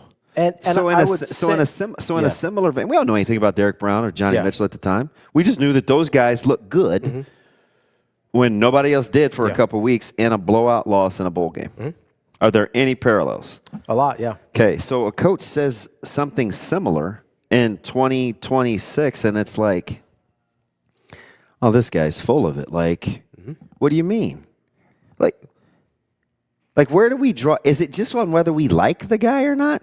Because the information is just the information. Yeah, I do. I guess I don't understand unless you watch a guy play. You don't know if he's good or not. We don't know. I do think a lot of it is whether or not we like a guy, which is not a good way to operate. It's just not. I can't tell you how to feel, but it's not a good way to operate, and it's certainly not a useful way to operate if you want to learn anything, right? Just deciding if you like a guy or not. And listen, I do it too. I do think that's how we receive the information, though. Yeah, and I do it too. Like, everybody knows I'm going to receive Darren Peterson information differently than I receive information on AJ Debonsa. I just am, right? But I'm aware of that at least. Like, that's part of the battle, is being aware of your own filters. But I also think the interesting thing here with whether it's Holgorsen, whether it's the running back room or whatever, is there's this, I feel like there's this sense, and I don't know if it's the D-line thing where it comes in and Sam's talking about the hell on wheels where, like, we just don't trust the eval. I think that's part of it, like, across the board. I could see that. That we just don't trust the evals, whether it's, you know, people still throw Jeff Sims out there. Like, I see a Jeff Sims comment like once a month. I told you. I said there's 3 things that I think they would do differently if you could just unring the bell. I think, and I'm speculating about the hat backwards thing. Yeah. Because that didn't play well, even though internally they knew what they were doing. Yeah. Right? Because the thing was to get those guys motivated for the bowl game. You know, Snow joked with Rule about you need to turn your hat backwards and just be a ball coach. And coach the ball, yeah. Right? And I think trying to inject some life into his guys, he turned his hat around backwards and was just a ball coach. Of course, when you're not winning, we pick at that like it was a bid or it wasn't for us, though. Yeah. And it wasn't for the fan base. It was for his guys to stay current with the theme. And I know we got to get to Brett, but there's that. There's the Jeff Sims thing. And the hell on wheels. I do think it was an interesting question you asked about the coaching as being part of it.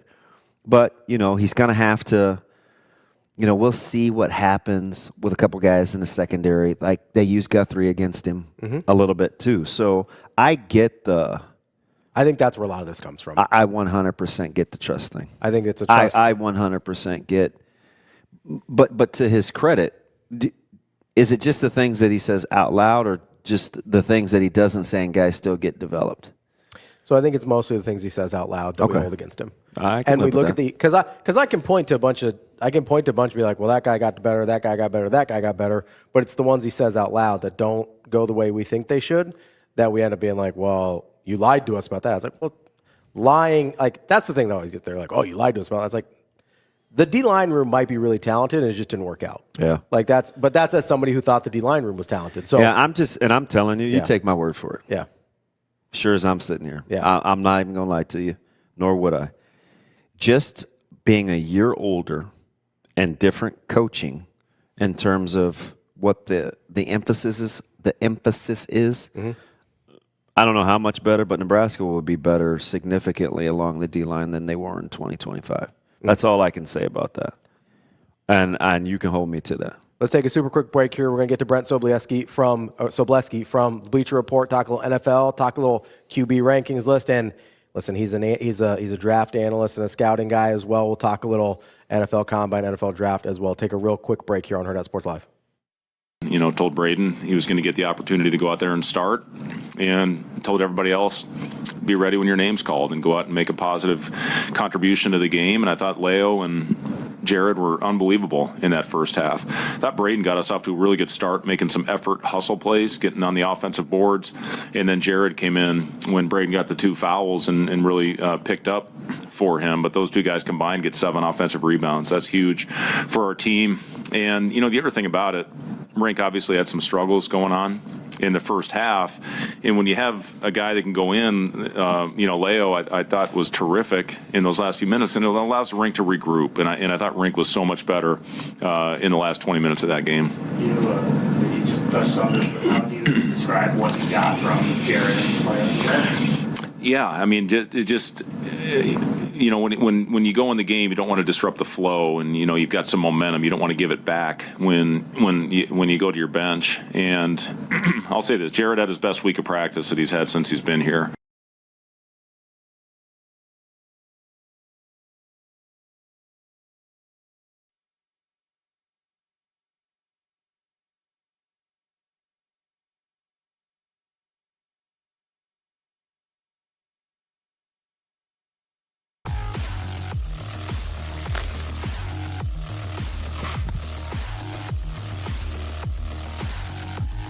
You're listening to Hurrdat Sports Live. Welcome back, Hurrdat Sports Live, presented by Next Gen Mail Medical. That's DBM Ravi Lulla here at Hurrdat Sports headquarters. We are joined now by Brent Sobleski from Bleacher Report, talk a little NFL. Brent, how are we doing this morning?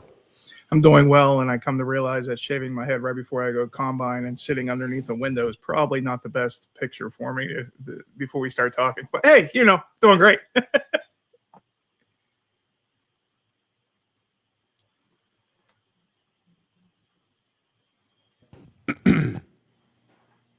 I'm not sure. Brett, can you hear us? Can you hear us okay? Yeah, I can hear you. Okay, he can hear us. Brent can hear us. That's a plus. That's a start. Brand new studio. We got all these toys and bells and whistles, and we're trying to figure it out, Brett. So, Shane, you want to get right back to him so he's not waiting, and then we'll take a quick break? You want to take a quick break? Do we need one, Shane, or are we okay? Can Shane hear us? Oh.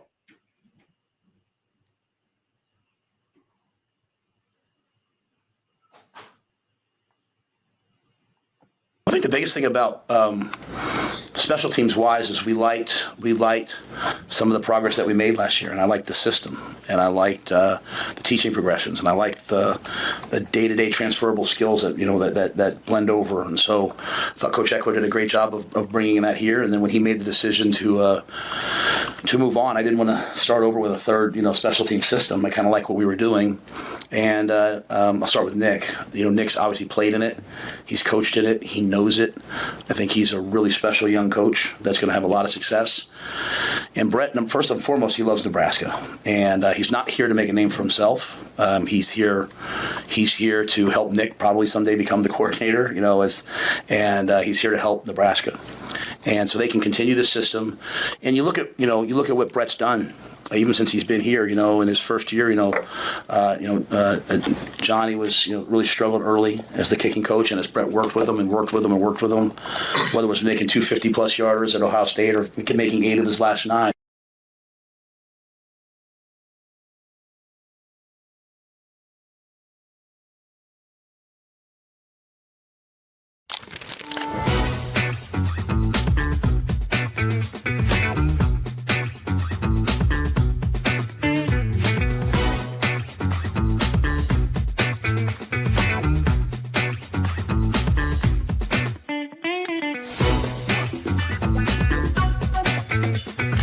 Just mentally and physically just trying to be locked in, approaching practice every day with the mentality to get better and stay ready. So whenever my name is called, I come in and bring some juice. Yeah, it's a really tough position to be in. I was kind of in that role a couple years ago, so I know how it feels when you don't know if you're going to play, and you just have to stay ready, and it can be hard to stay mentally locked in. And when you're going through scouts, that's the most important thing for when you get in these games. You can't mess up, one thing in our game plan. And credit to Leo and Jared, they came in, executed our game plan, and did some really good things that, maybe guys in the rotation right now that have been consistent aren't able to do, like in those rebounds. And Leo got some buckets too. So they were huge for us today, and it's really impressive to be able to stay locked in and make an impact like that.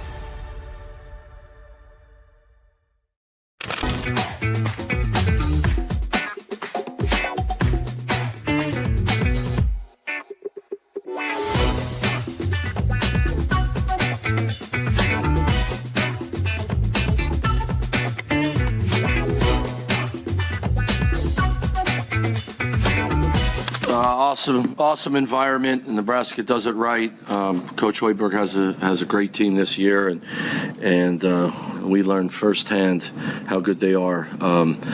They got rolling, and getting Samford getting going like that, and watching them go in just gets them rolling. One thing about this team that Coach has is they don't beat themselves. So you have to play a very good game, and you got to go beat Nebraska, and not many teams have done it this year. So proud of my team's effort, especially in the second half with all those young guys. They battled, score 44 on them, and battled like we did. I'm proud of them, but just not good enough to win at Nebraska.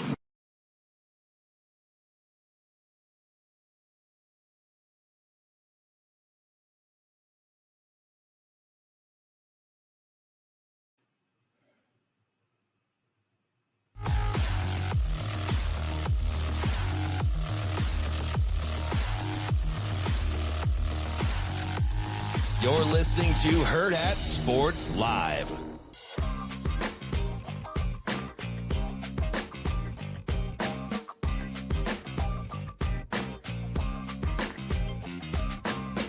Welcome back, Hurrdat Sports Live. That's DB. I'm Ravi Lulla here at Hurrdat Sports HQ. We're going to reconvene with Brent tomorrow after we figure out some of the audio issues we've been having this morning. So appreciate you guys hanging in there with us. Been a little hectic. We're working through it though. You know, you gotta adapt. You gotta adjust. Gotta move on the fly a little bit sometimes. You know. Yeah, definitely being tested. So that's good. Stay a little springy. Got to stay on your feet, like Bud Crawford's kid winning a state title as a freshman at Omaha North. Yeah, I watched him up close. He is a lot like his dad when it comes to, and I don't. You know, it's early, so I'm always leery to make the father-son comparisons, especially in our household. For sure. You don't want to put expectations that aren't necessary. No, and I've tried to refrain from that forever, so I'm very cognizant of it. But the temperament in terms of their competitive toughness is very, very similar. I don't think at any time did TJ feel great. He came in with the bad knee, and there were a couple of stoppages. You know, in the semis, he's just a tough kid. Well, the thing that he had a quote, I think Austin actually asked him the question in post-match. And Austin was running around like a chicken with his head cut off. He was all that over dude the was place. putting in work. And he gave me a seat, too. Did he? Yeah. He asked the question, I think it was Austin that asked the question about the after the state title match, and he goes, I got the results I trained for. And that was the answer from Terrence Crawford Jr. And I was like, I like that. Like, that's where I was like, oh, yeah, he's got a little bit of his dad's personality in him. That's intentional. Yeah. Right? When you tell people to train 5 quarters or 15 rounds or whatever it is, and you find yours, those are the least surprised people ever when it pans out. Yeah. Right? Because it's intentional. Yeah, it's intentional, and they were ready they prepared themselves for the thing they were trying to do, right? And I think that's part of the trust. You know, not to make everything has to go back to Nebraska football, but like I think that's part of the trust process that we're still feeling out as a fan base with this coaching staff. Is, do we feel like they prepared for the results they want?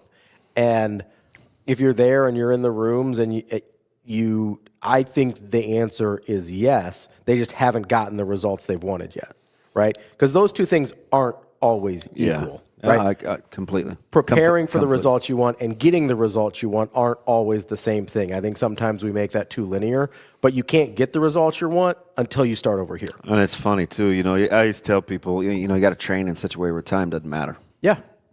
You know, and that's the thing I like the most about Bud Crawford is when he takes people into deep water. And you're just like, oh, he's built for this, and they're not. You can see it.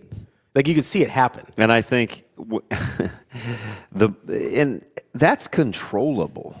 Yes, and I think that's the thing that frustrates people. You know, like that kind of – somebody gave the Kobe reference, and I get it, because if you tell, like – what's that? Well, so I saw the Kobe thing. They're like – but I do have to push back. Like, Kobe was talented. So that's – I was just getting ready to say that. Okay, sorry, go ahead. Sorry. No, it's fine. Yeah. I'm not – he wasn't as – he was super skilled. But there are significantly better athletes. I think young Kobe was a better athlete than we remember. But I don't know. Correct. I mean, we remember the dunk contest. Sure. Right? So but he was good at. He was good. Like, I don't want it. Like, he wasn't Steph Curry, like could barely dunk type situation. Yeah, but it doesn't have to be either or. Fair. Right? He was a good athlete in the NBA. For he where wasn't a Kobe freak. belongs on the pantheon of all timers, average athleticism in that group. Fair? Slightly above average. Okay. That makes sense. Okay. So it's relative. Yeah. It's not super duper skilled. Yeah. I mean, like it's relative. Jordan was multi-sport. Wilt could do anything.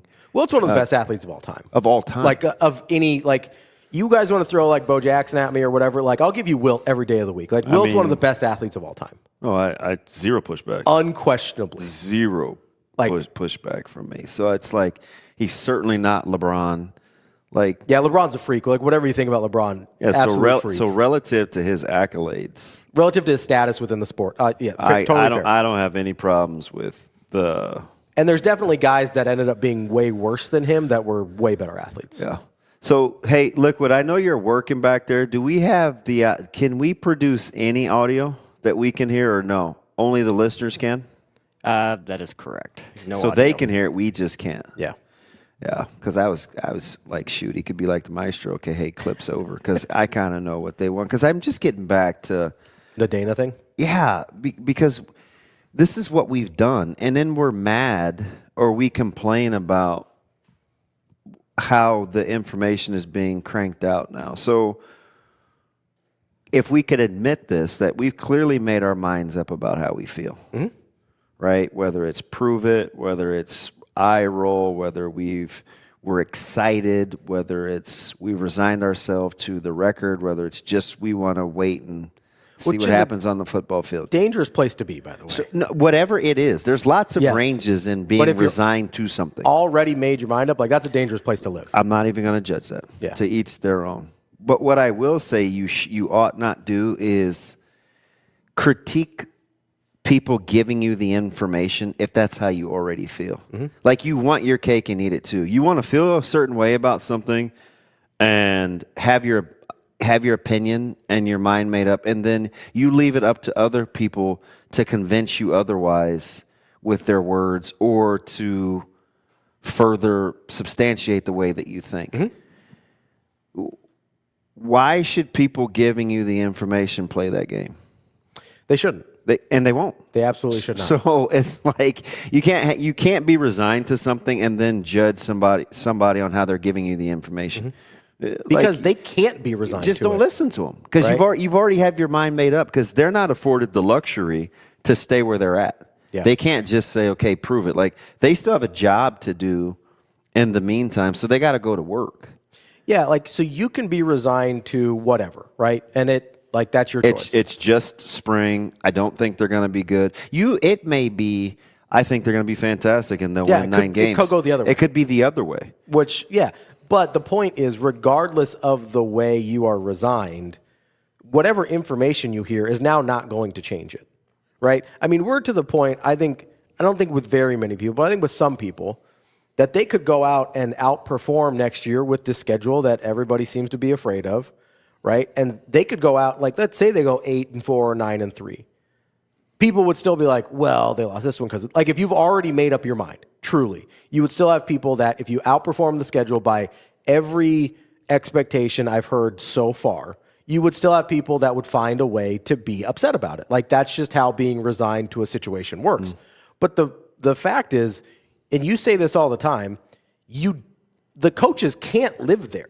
They can't live in a resigned to the whatever place in the world. Same thing with the players. Because then just don't come to work anymore then, right? Like if you're resigned to whatever and you're actually part of the process, then you can't be there anymore. And it takes a certain amount of maturity to process information or data without emotions. Sure. And that's not really what I'm asking people to do. What I think would be healthier, at least more productive, is if you're going to have strong opinions, you at least have to admit you don't have all the information either. Because what happens is we pawn that off as fact, and then we say it to somebody else, or we're on a platform, or we're just talking, and it's like how do you know? It just sounds kind of nonsensical, because it's the antithesis of what you want coaches or teachers or anybody else that's in that profession to do, is to resign themselves. Yeah.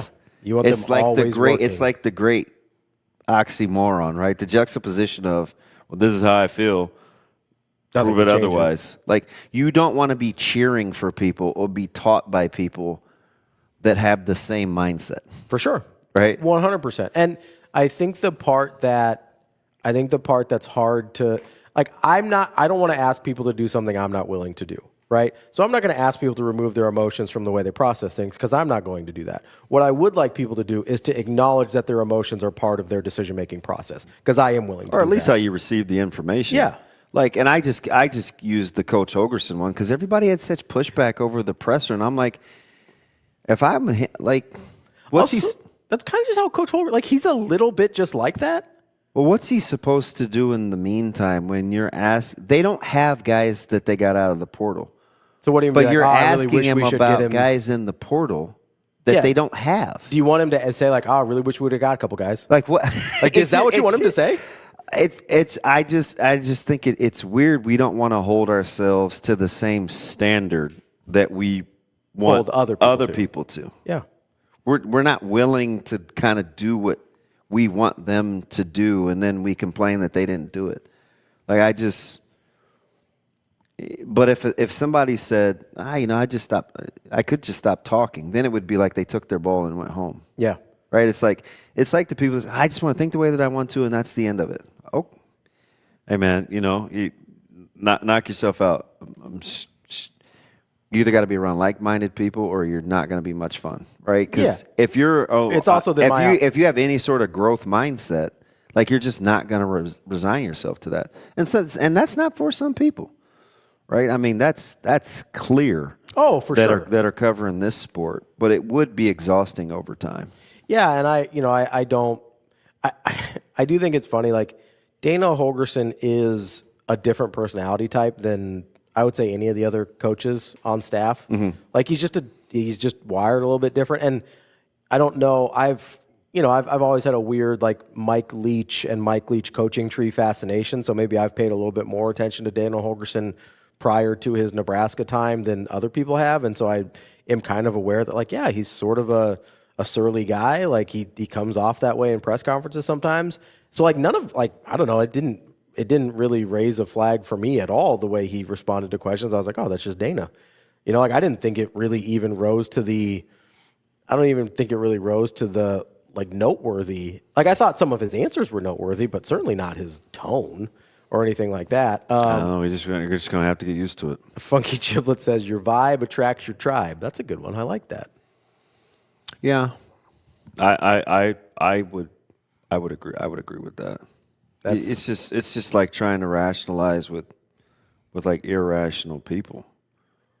We're gonna critique.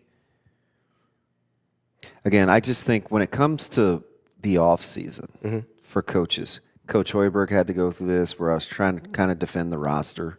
I didn't like the roster he put together. This isn't even a Nebraska football thing. It's just what we do, and we say, oh, it's just because this is what we do. That'd make it a good idea. Yeah, that's not an excuse. Like that's not a good excuse, at least. It's like I'll be honest. I didn't like that. Like I was very vocal preseason.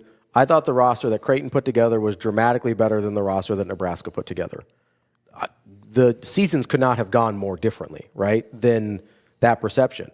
I still think you can probably look at it person by person and say, Creighton maybe put together a more talented roster than Nebraska did. Nebraska put together a better roster, though, right, for what they wanted to do, for who they wanted to be, for what Fred Hoiberg wanted to coach. They put together a dramatically better roster than Creighton did in that sense. But so, like, you can sit here and say, this is what I thought beforehand. This is what I learned. This is what I think now. Like, could not be further from the truth from what I thought in preseason. Coach Hoiberg did a phenomenal job, and I think this is the thing I like most about what went down, and I think there's some similarities with this offseason with Nebraska football. It seemed like Coach Hoiberg was unbothered by the criticism of the guys that he brought in. Everybody thought he got the worst Iowa kid. Between Josh Dix and Price Sanford, everybody thought Josh Dix was better. Price Sanford's had a phenomenal year, right? Everybody looked and go like, what are you doing getting guys from St. Thomas? And, what are you bringing Jamarcus Lawrence back? What's that all about? Like, he went and played at Rhode Island last year. Is he really going to be able to hack it in the Big Ten? And are we putting too much stock in what Ring Mass is going to be after a year off? Like, that's a long time not to play basketball. And, so there's a lot of those on the roster. And Fred Hoiberg looked at it and said, this is the roster for what I want to do.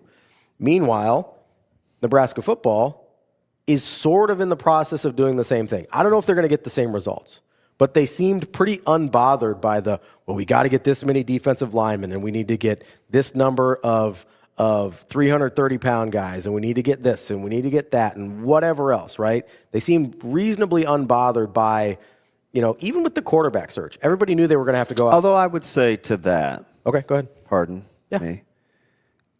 you don't answer a question like, is that you guys or is that the fans? Sure. Unless it bothers you. Fair. I do think Totally they fair. were fed up. Like, they're trying to coach the guys that are there. They don't want to worry about what they didn't get in the portal. When I say So you know what I mean? Like, 100%. because they're going to be human too. And I should clarify because that's a good point. When I say unbothered, I mean in their process of going out to get guys, I don't think the narrative swayed them in who they were trying to go get. Definitely have heard the criticism, and I think we've been trying to cram them. a portal running back down our throats for 2 years. Yeah. Right? So I'm sure at some point, it's like, can you appreciate any sort of anything? Like, we're developing in-house. Isn't that what you guys want? You would think the Emmett Johnson example would It's almost buy like them it didn't have. I'm telling you, a man, little more. People can make you dumber. Like, it's really strange. Like, it's a very strange dynamic that we just don't count that at all. You mean that we'd have to admit that we didn't like the running back room a year ago, but it panned out? Yeah. Just like I didn't like the Nebraska basketball roster coming into the season, and it's obviously worked out.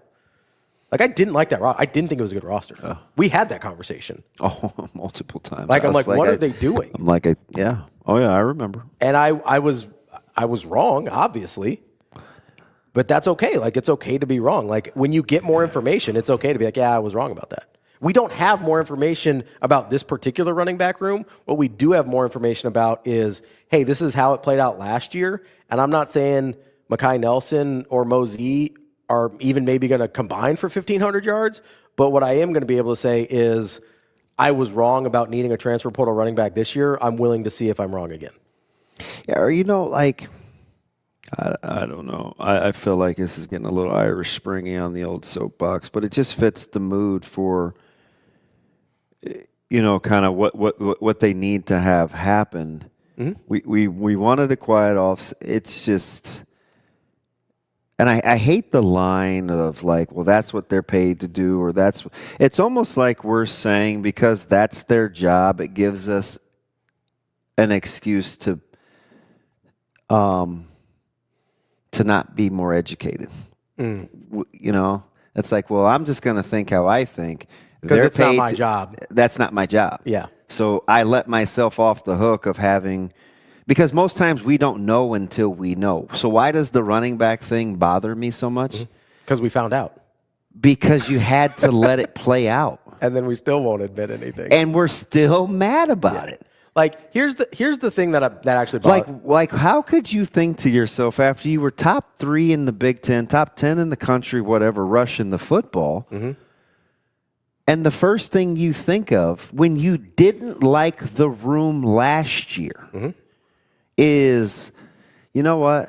Maybe I should have a different approach this year. No, you're doubling down on why you don't go get another running back, and I'm like, why are you guys letting your stupidity off the hook? Like, there's a chance they may be right. Now, they could be wrong, too, but are you even going to allow yourself But the most recent example is that they were right. It would just be – it's just miserable because it projects on other people, and then it just gets regurgitated because it's lazy. So here's the part that actually... Like, they haven't been good in 7 years. It's pretty safe to say, I don't think they're going to be good this year. It's not going to work. You're not going out on a limb. Yeah. Right? Yeah. Odds are in your favor. Sure. You know what you're not afforded the luxury of doing is having those guys think the same way that you do. They're just not. So if they don't, and you're at a crossroads with where those thought processes intersect, it's going to be tough. Like, they can't. I mean, Coach Manning could have been like, man, I can't. Nobody else has been able to coach A.J. Ferrari. I'm not going. Like, coaches don't think like that. No. They all think they can fix. And you don't want them to. No. And the thing that bothers me, I think, the most about the situation you described, which I think is accurate, where, we say, hey, this is how I think, but it's their job. So is at the same time that we say that we're acknowledging that they have more information, they know more than we do, we still want our opinion to be taken as seriously as theirs. That's where it becomes a problem, right? It's fine to have your opinion, but obviously we have less information than they do. Yeah.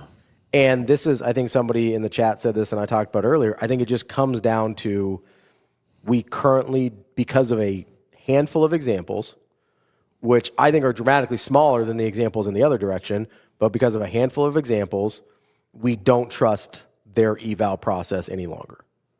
Like, I think that's just where we're at, whether it's with the defensive line, whether it's the running back room, which is the most baffling of them all, whether it's with the quarterbacks, whatever, whether it's with the secondary, whatever it is, we've just decided because of cherry-picked examples that we don't trust the eval process anymore. So whatever they say to us is now a lie. That's what a lot of people have switched into. And again, that's a dangerous place to be, because then you almost find yourself, and I'm not saying people are actively rooting against Nebraska. It almost crept into Nebraska basketball, though, the last 2 weeks. Yeah.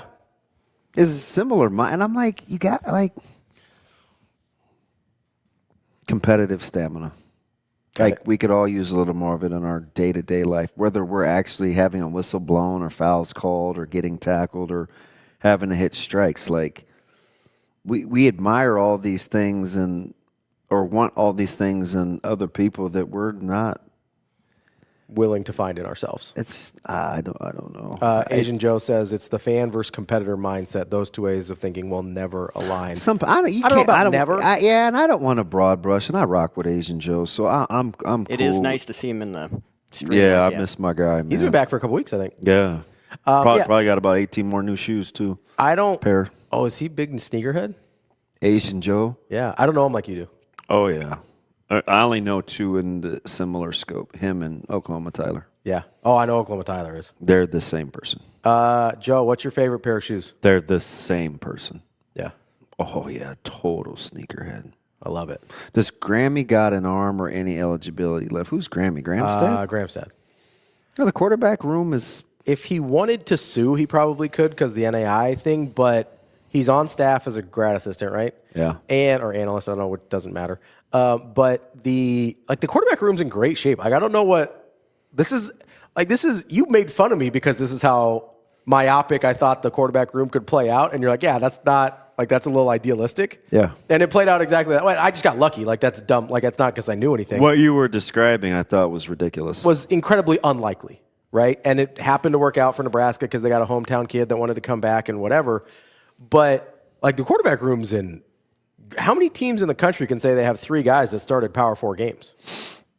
That's probably a small number, I would imagine. Let me ask you something. Yeah. I tried to make this case about the running back room, and people made it seem like I was saying that the running back room is going to be better in 2026. What I said was, you know more about the running back room in 2026 than you did last year. Mm-hmm. Do you like the quarterback room better in 2026 than you did going into 2025? Yes, I do. Because in 2025, we were saying, please, sweet baby Jesus, don't let anything happen to Dylan. Yep. Yeah. There was, you're looking at a true freshman backup and an NAI guy in that room. Now you have three guys that have started power conference football games.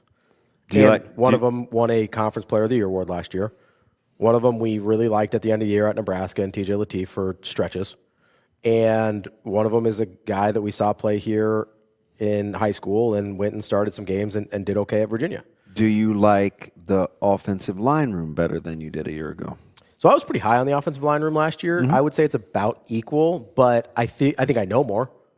I think I'm projecting less in feeling good about the offensive line room. And if we're including Jeep Wade in that, I do feel better. Because Jeep Wade's one of the best offensive line coaches in the country. And I wasn't a Donnie hater at all. Like, I thought he was better than people gave him credit for, but Jeep Wade's one of the best in the country. So, like, do you like the offensive or the wide receiver room better than you do a year ago? Yes. Yeah.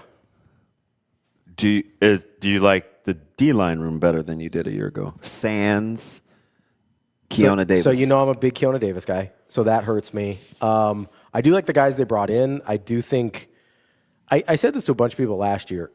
With any luck at all, last year was the worst version of Williams Nwaneri we will ever see. With any luck at all. I think that's unequivocally one of the truest things you said this morning. So, like, if that's true, that alone gets me very excited about what this defensive line could be. You think Petchak will be better than he was a year ago? I think Petchak will be better. I think Van Poppel will be better. I think Lenhart will be better in this system, being asked to do what he's supposed to do. I like some of the guys they brought in as transfers. I think Dylan Berryman has a chance to play early, even though that's pretty uncommon for a true freshman on the defensive line. That's a grown man, so I think he's got a shot there. Like I like a lot of what. So do you like the linebacking core better than you did a year ago? Yes, yeah. Defensive backs, I'm about even. Well, you didn't want the old guys back. Correct. The old guys aren't back. Yeah, I really liked Sierra Wright, so him being gone is a big deal, I think. But I am really excited to see some of the young guys get a shot. So when they take if the coaches think the way that you do, and I think they do, there is not a single unit I feel worse about than last year. There's some that are pretty close to even, but there's not a single unit that I feel, from offense and defense, there's not a single unit I feel worse about than last year. Not one. So if we're operating under the assumption that coaches are just going to buckle down and coach ball, you can kind of get the temperament that you may see in talking and handling the media and social media and all that other stuff, right? Absolutely. And I don't blame them for it at all. Yeah, because that's kind of the way I see it going.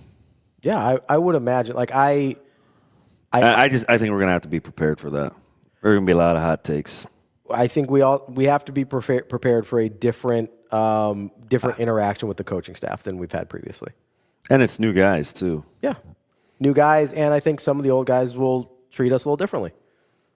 Like if you're in a situation and you are doing your best to, like let's say you get a new job. You're working with coworkers, you're doing your best to ingratiate yourself and to learn the culture and to do all this, and you're doing a pretty good job. You're doing much better than the person you replaced, right? Somebody else was here before, it didn't go the way they wanted it to. They brought you in.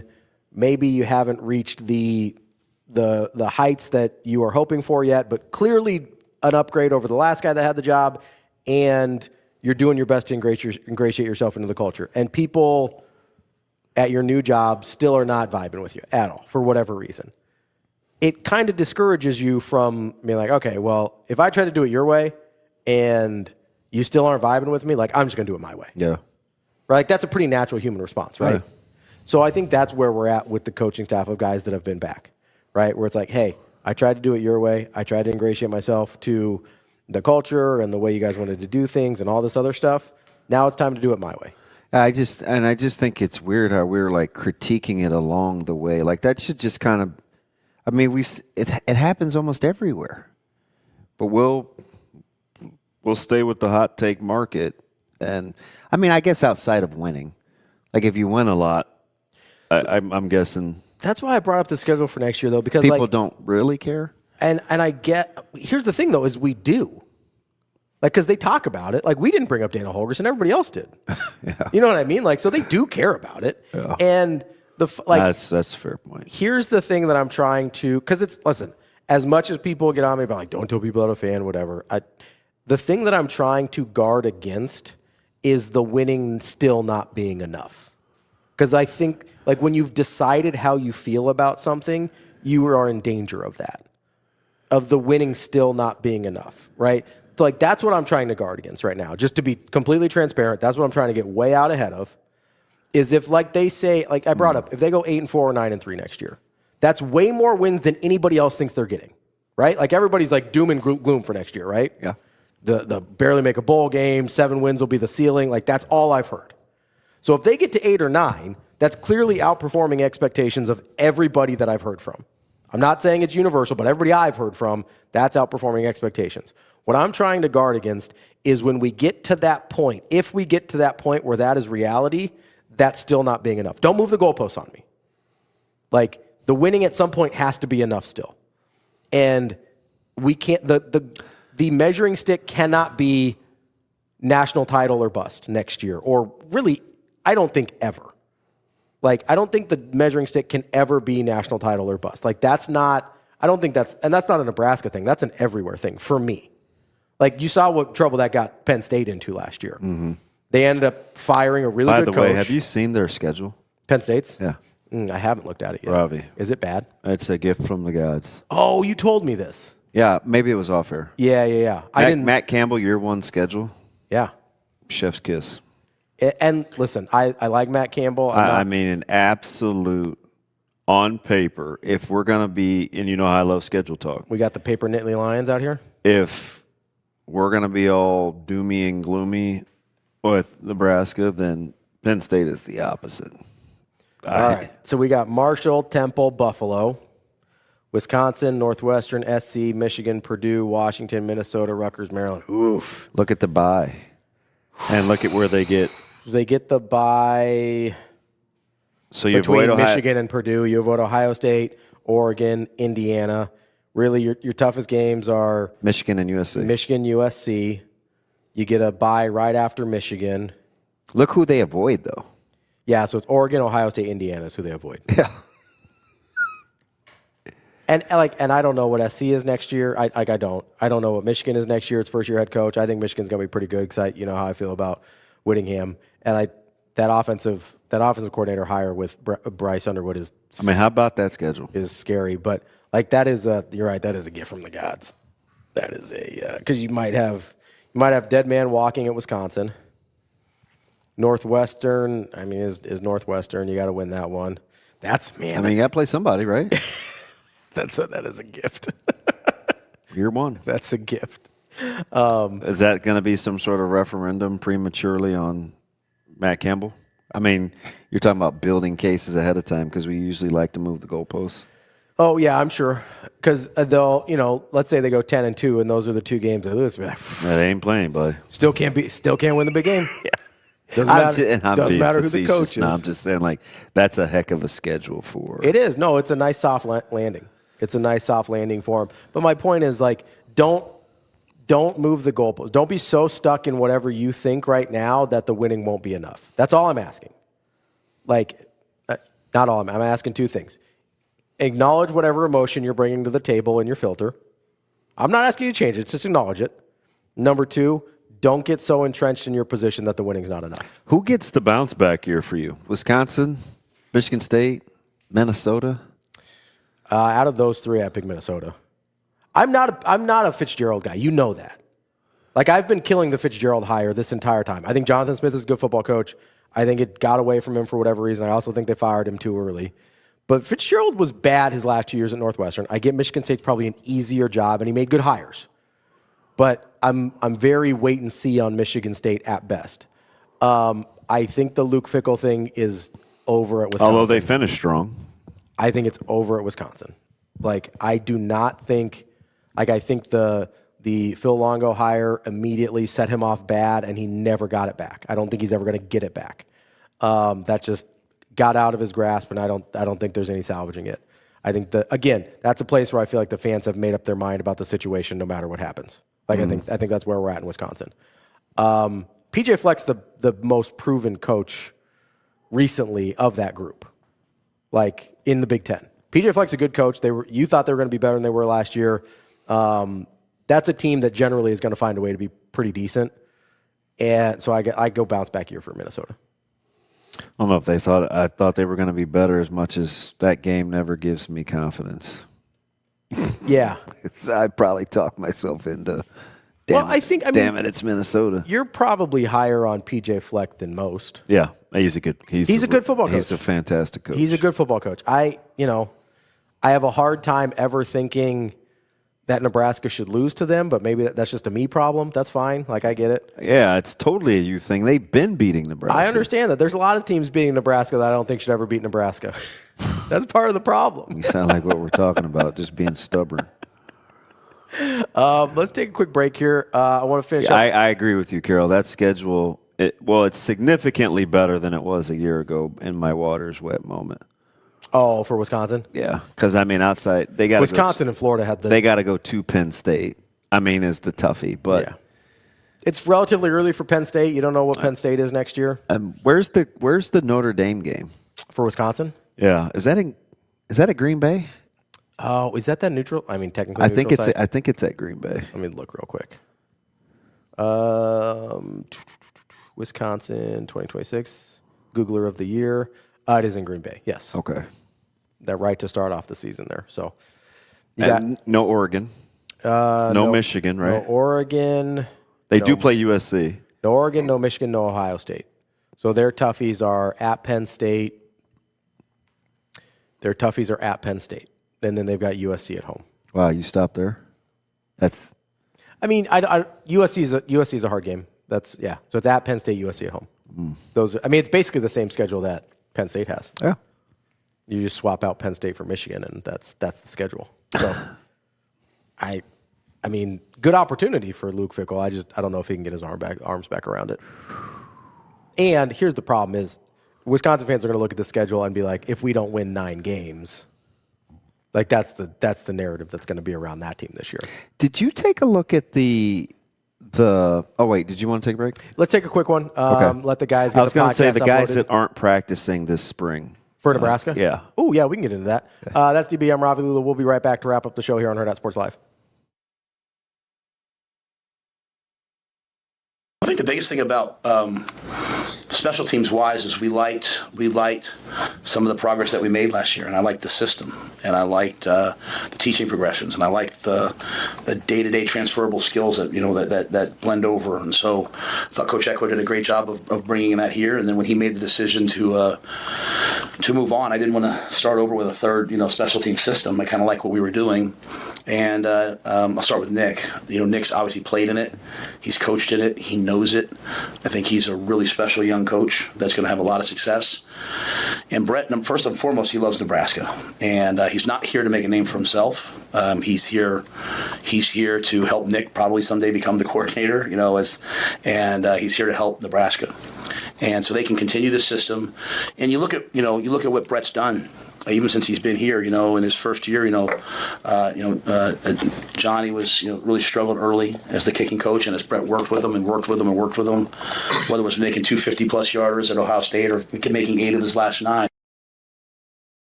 You're listening to Hurrdat Sports Live. Welcome back, Hurrdat Sports Live. That's DB. I'm Ravi Lulla, reminding you, make sure you get out to Next Gen Male Medical.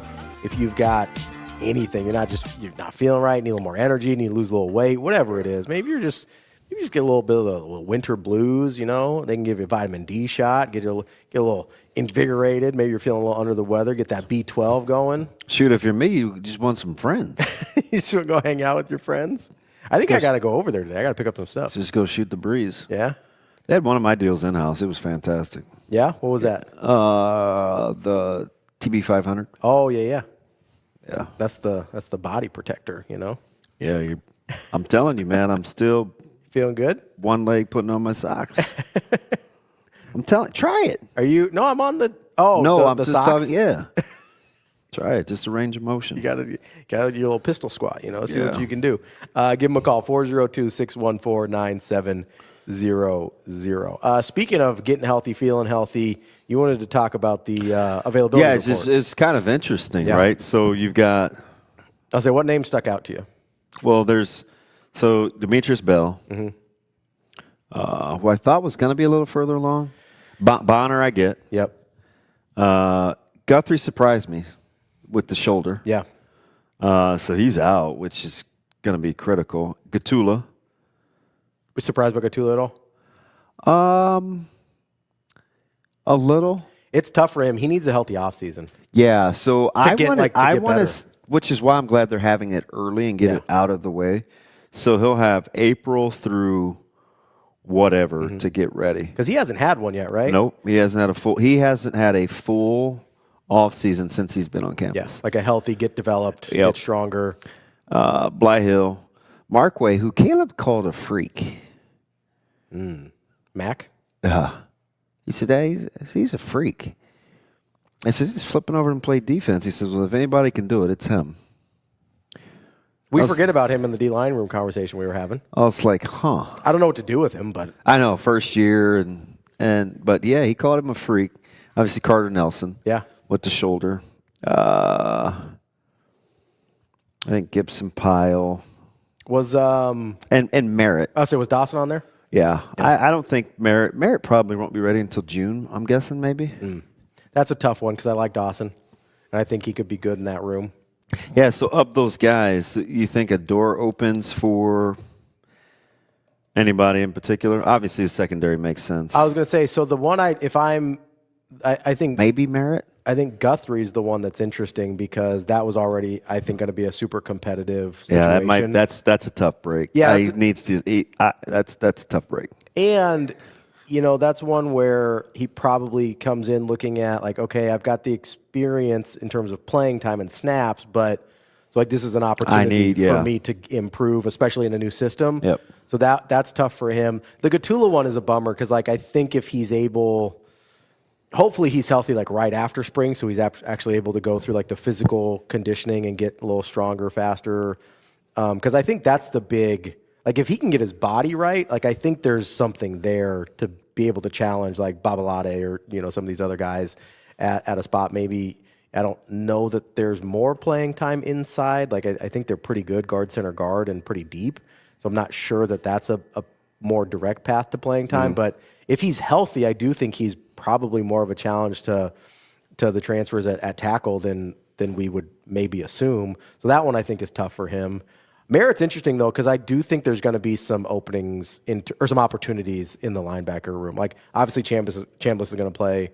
I think they want to play Shavers.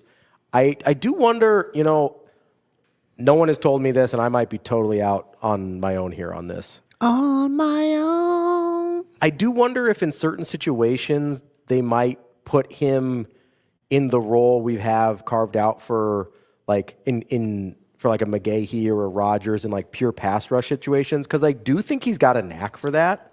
And I wonder he did this for like 4 snaps at the fall practice last year where he worked in with D-line and like kind of came off the edge a few times. Like, I just wonder if they might do a little bit more of that to get him downhill to take advantage of his skill set a little bit more.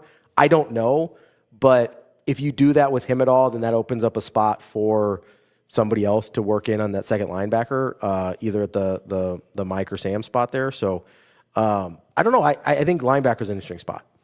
Yeah, and then probably I'd like to have seen a full offseason for Carter Nelson. Oh, for sure. Yeah. I don't forget about him. It's just there's a lot of other guys I like in that room right now. That it's a good room. You got Lindenmeyer obviously right off the jump. Hector Knock is I think really good or can be really good. I think Tino Orgerson mentioned this. I think Bonner is kind of a hybrid there. Like I think he's going to sometimes line up as a tight end. Sometimes he's going to line up as a receiver. Like sometimes he might be in line. I wouldn't be surprised if he's in the backfield sometimes. Like I think they're going to use Bonner all over the place if he's able to be healthy this year. So like there's a lot of guys I think of before Carter Nelson, even despite his talent. And you can forget about Ingerson. Yeah, Ingerson. Yeah. So I think I didn't know how ready he was. Justin Kyle did this for Sports Nightly, and I can't remember the exact criteria. Yeah. But it was basically guys coming from kind of off the grid. Sure. That we could use as kind of poster children for development. Okay. I think we should come up with 5 tomorrow. 5 guys coming off the grid as poster boys. So like Sledge wouldn't count because we've seen him play. He wouldn't be coming from. So Ingerson would count. Ingerson would count. Yeah.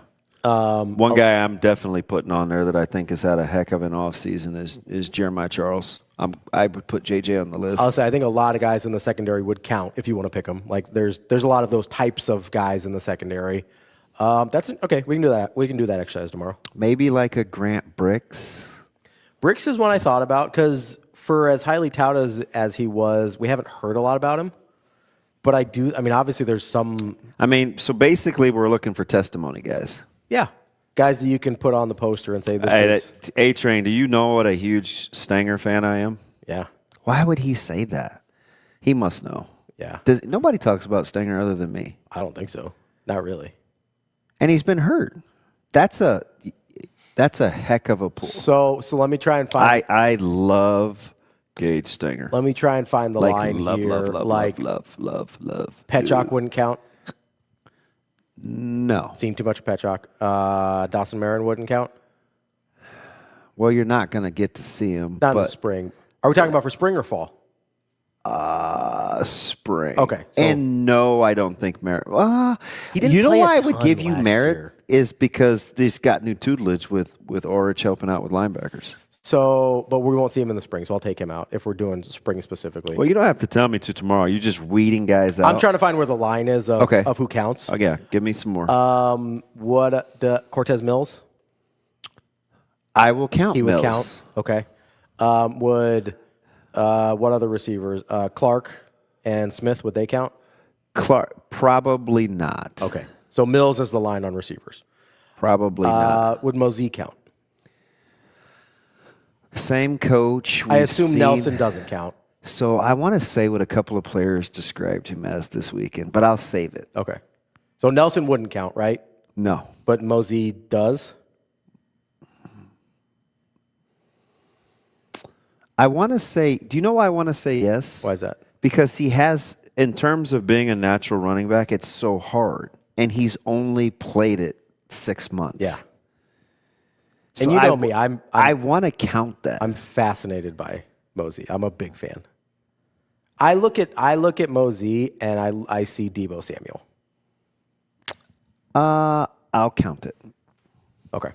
All right. So Mosey is the line on running backs. Tarver's a good one. Mills is the line on wide receivers. Tarver's a good one. Does Amari Sanders count? Where does he fall on the D back line? Addison Williams, full year one. I will count a young DB. Okay. If Charles counts, then Sanders should get the count. So Sanders, Tarver, Charles, Benning all count? Yep. Okay. All right. I'm just trying to find my even water mark. Probably Bricks, but not Sledge. For sure. Yeah, I think that's fair. Do any of the transfers count? Or all the transfers too high profile? Transfers sort of by nature are more high profile than incoming. McGahee would count. Well, that's a good one. Yeah, McGahee. Would Rogers count? New tutelage. You know my love affair with Dylan Rogers. New tutelage. Okay. Like if he next levels, that would really tell you something because you were fawning last offseason. Yeah, I thought he showed some things that I was enough to text while you're out of practice. Yeah. Like, hey, what do they think about Dylan Rogers? Yeah. Because I like him. Yeah, he'd count. Does Dylan Parrott count? I think any young guy, not young, but inexperienced along the D-line should count because it's going to give you a good baseline for last year versus this year. Yeah. Okay. All right. I think I've got a good gauge on where I need to land on my guys. 5 guys coming off the radar that we like for spring. Yeah. Okay. That will be on the rundown tomorrow. Appreciate that. We'll get it done. Thank you very much. That's the show for today. How about Michigan State not playing again until Thursday? Yeah. Well, that's their like little bye week, right? It's their little off week. I'm trying to run them ragged. So now you know how I'm always trying to do is weed out Nebraska's neighbors. I'm almost on the verge of getting rid of Kansas. You know me. I'm not a Michigan State guy. I still don't know what to do with Tennessee. I don't know. I know what to do with Michigan State. I'm gonna throw them in the trash. I'm out. So I got to give you. There were some clips of a guy was on CBS Sports Line about teams that could win a national title of the top 14 seeds. Oh yeah. What do you think his number was? 8. Yeah. It's interesting. We're starting to whittle. And some of the reasons he didn't like some guys that I think you do, or did. You may not anymore. He did like some of the guys, or didn't like some of the guys? Didn't. Yeah. I mean, there's some that I've weeded out already. Oh. You know, I weeded out BYU first. They were my first one to drop off. I think he put Michigan State in. That's wrong. Unequivocally wrong. Like, it's just not accurate. That team is not capable of winning a national title. It is what it is. I would put if I could short that bet, I absolutely would. Yeah, Kara, we'll get to that. I need to do a little more fact finding. Rumors were rampant yesterday about Indiana. I don't know if they're enrollment eligible or not. I don't know. We'll have to see. Try and get. It seems kind of sticky. We'll try and get into that a little bit tomorrow. I got lots of Signetti audio too. He's everywhere now. Well, yeah, on the talking circuit. You know, nobody talks about him being overexposed though. When you win, you can do what you want. Apparently you Google him. Apparently, I did Google. You don't have to Google him anymore. He just shows up he just pops up on the old feed. Yeah, pops up on your For You page like nothing happened. You know it, man. Carol says Locked On Big Ten had a podcast about it if we want to dig into that. So we'll it's kind of a lot. It's not a lot, but it's kind of a lot. We'll dig into that tomorrow. We'll give you our top 5 off the radar guys for Nebraska, and hopefully we can figure out talking to Brent Sobleski as well. Who knows? Maybe he'll just give me some audio. Maybe it'll just be me. He's rescheduled for 8 tomorrow. Well, that's nice. Thank you, Shane. I mean, that's good. I just mean if we're going to be able to hear him or not. I appreciate him rescheduling. We might have to get Austin, Rico, and Shane some soda, so they'll be okay. That was very stressful. Some sody pops. So, do they like soda? Kind of like the guy from The Outsider, soda pop. Steve. Oh, Rico loves Mountain Dew. He's like he's a full sugar Mountain Dew guy. Really? Is that Emilio, by the way? Soda pop. Steve is the little guy, Tom Cruise. I think soda pop is Emilio. Yeah, or he might be 2-Bit. I just looked it up a second ago. Soda Pop is the pretty boy that was in the Tommy Boy. Yeah, so 2-Bit, Rob Lowe. Yes. Yeah, 2-Bit is Emilio. Yeah. Emilio. Soda Pop is Rob. Yeah. Yeah. I've seen that movie 2,227 times. Really? Yes. I think I've seen it once. Big Outsiders guy. You're a big Dallas guy. I am. Big Matt Dillon? Then. Yeah. He was by far and away my favorite character in that movie. I just like the... I mean, weird, right? He's a rebel, couldn't do the right thing. Identify with him a little bit. But he was protective. He rocked with his guys. I'm a big Stay Golden Pony Boy guy. Oh, he was a gump. See, I don't like the character. I just like the line. Guy's getting his tail whooped because he has the flu and he's a baby. I got your back. I just like the line. Stay Golden Pony Boy. Yeah. It's an all-timer. Not a big C. Thomas Howell guy, though. Could take him or leave him. Yeah, you and me both. And he's played creepers as he's gotten older, too. Well, he kind of has that look. He kind of has a creepy look. Yeah. So does Matt Dillon, by the way. He freaks me out now. I'm out on Matt Dillon. I don't like him. That is the show for today. We will be back tomorrow. That's DB. I'm Ravi. Lulla. It's Hurrdat Sports Live.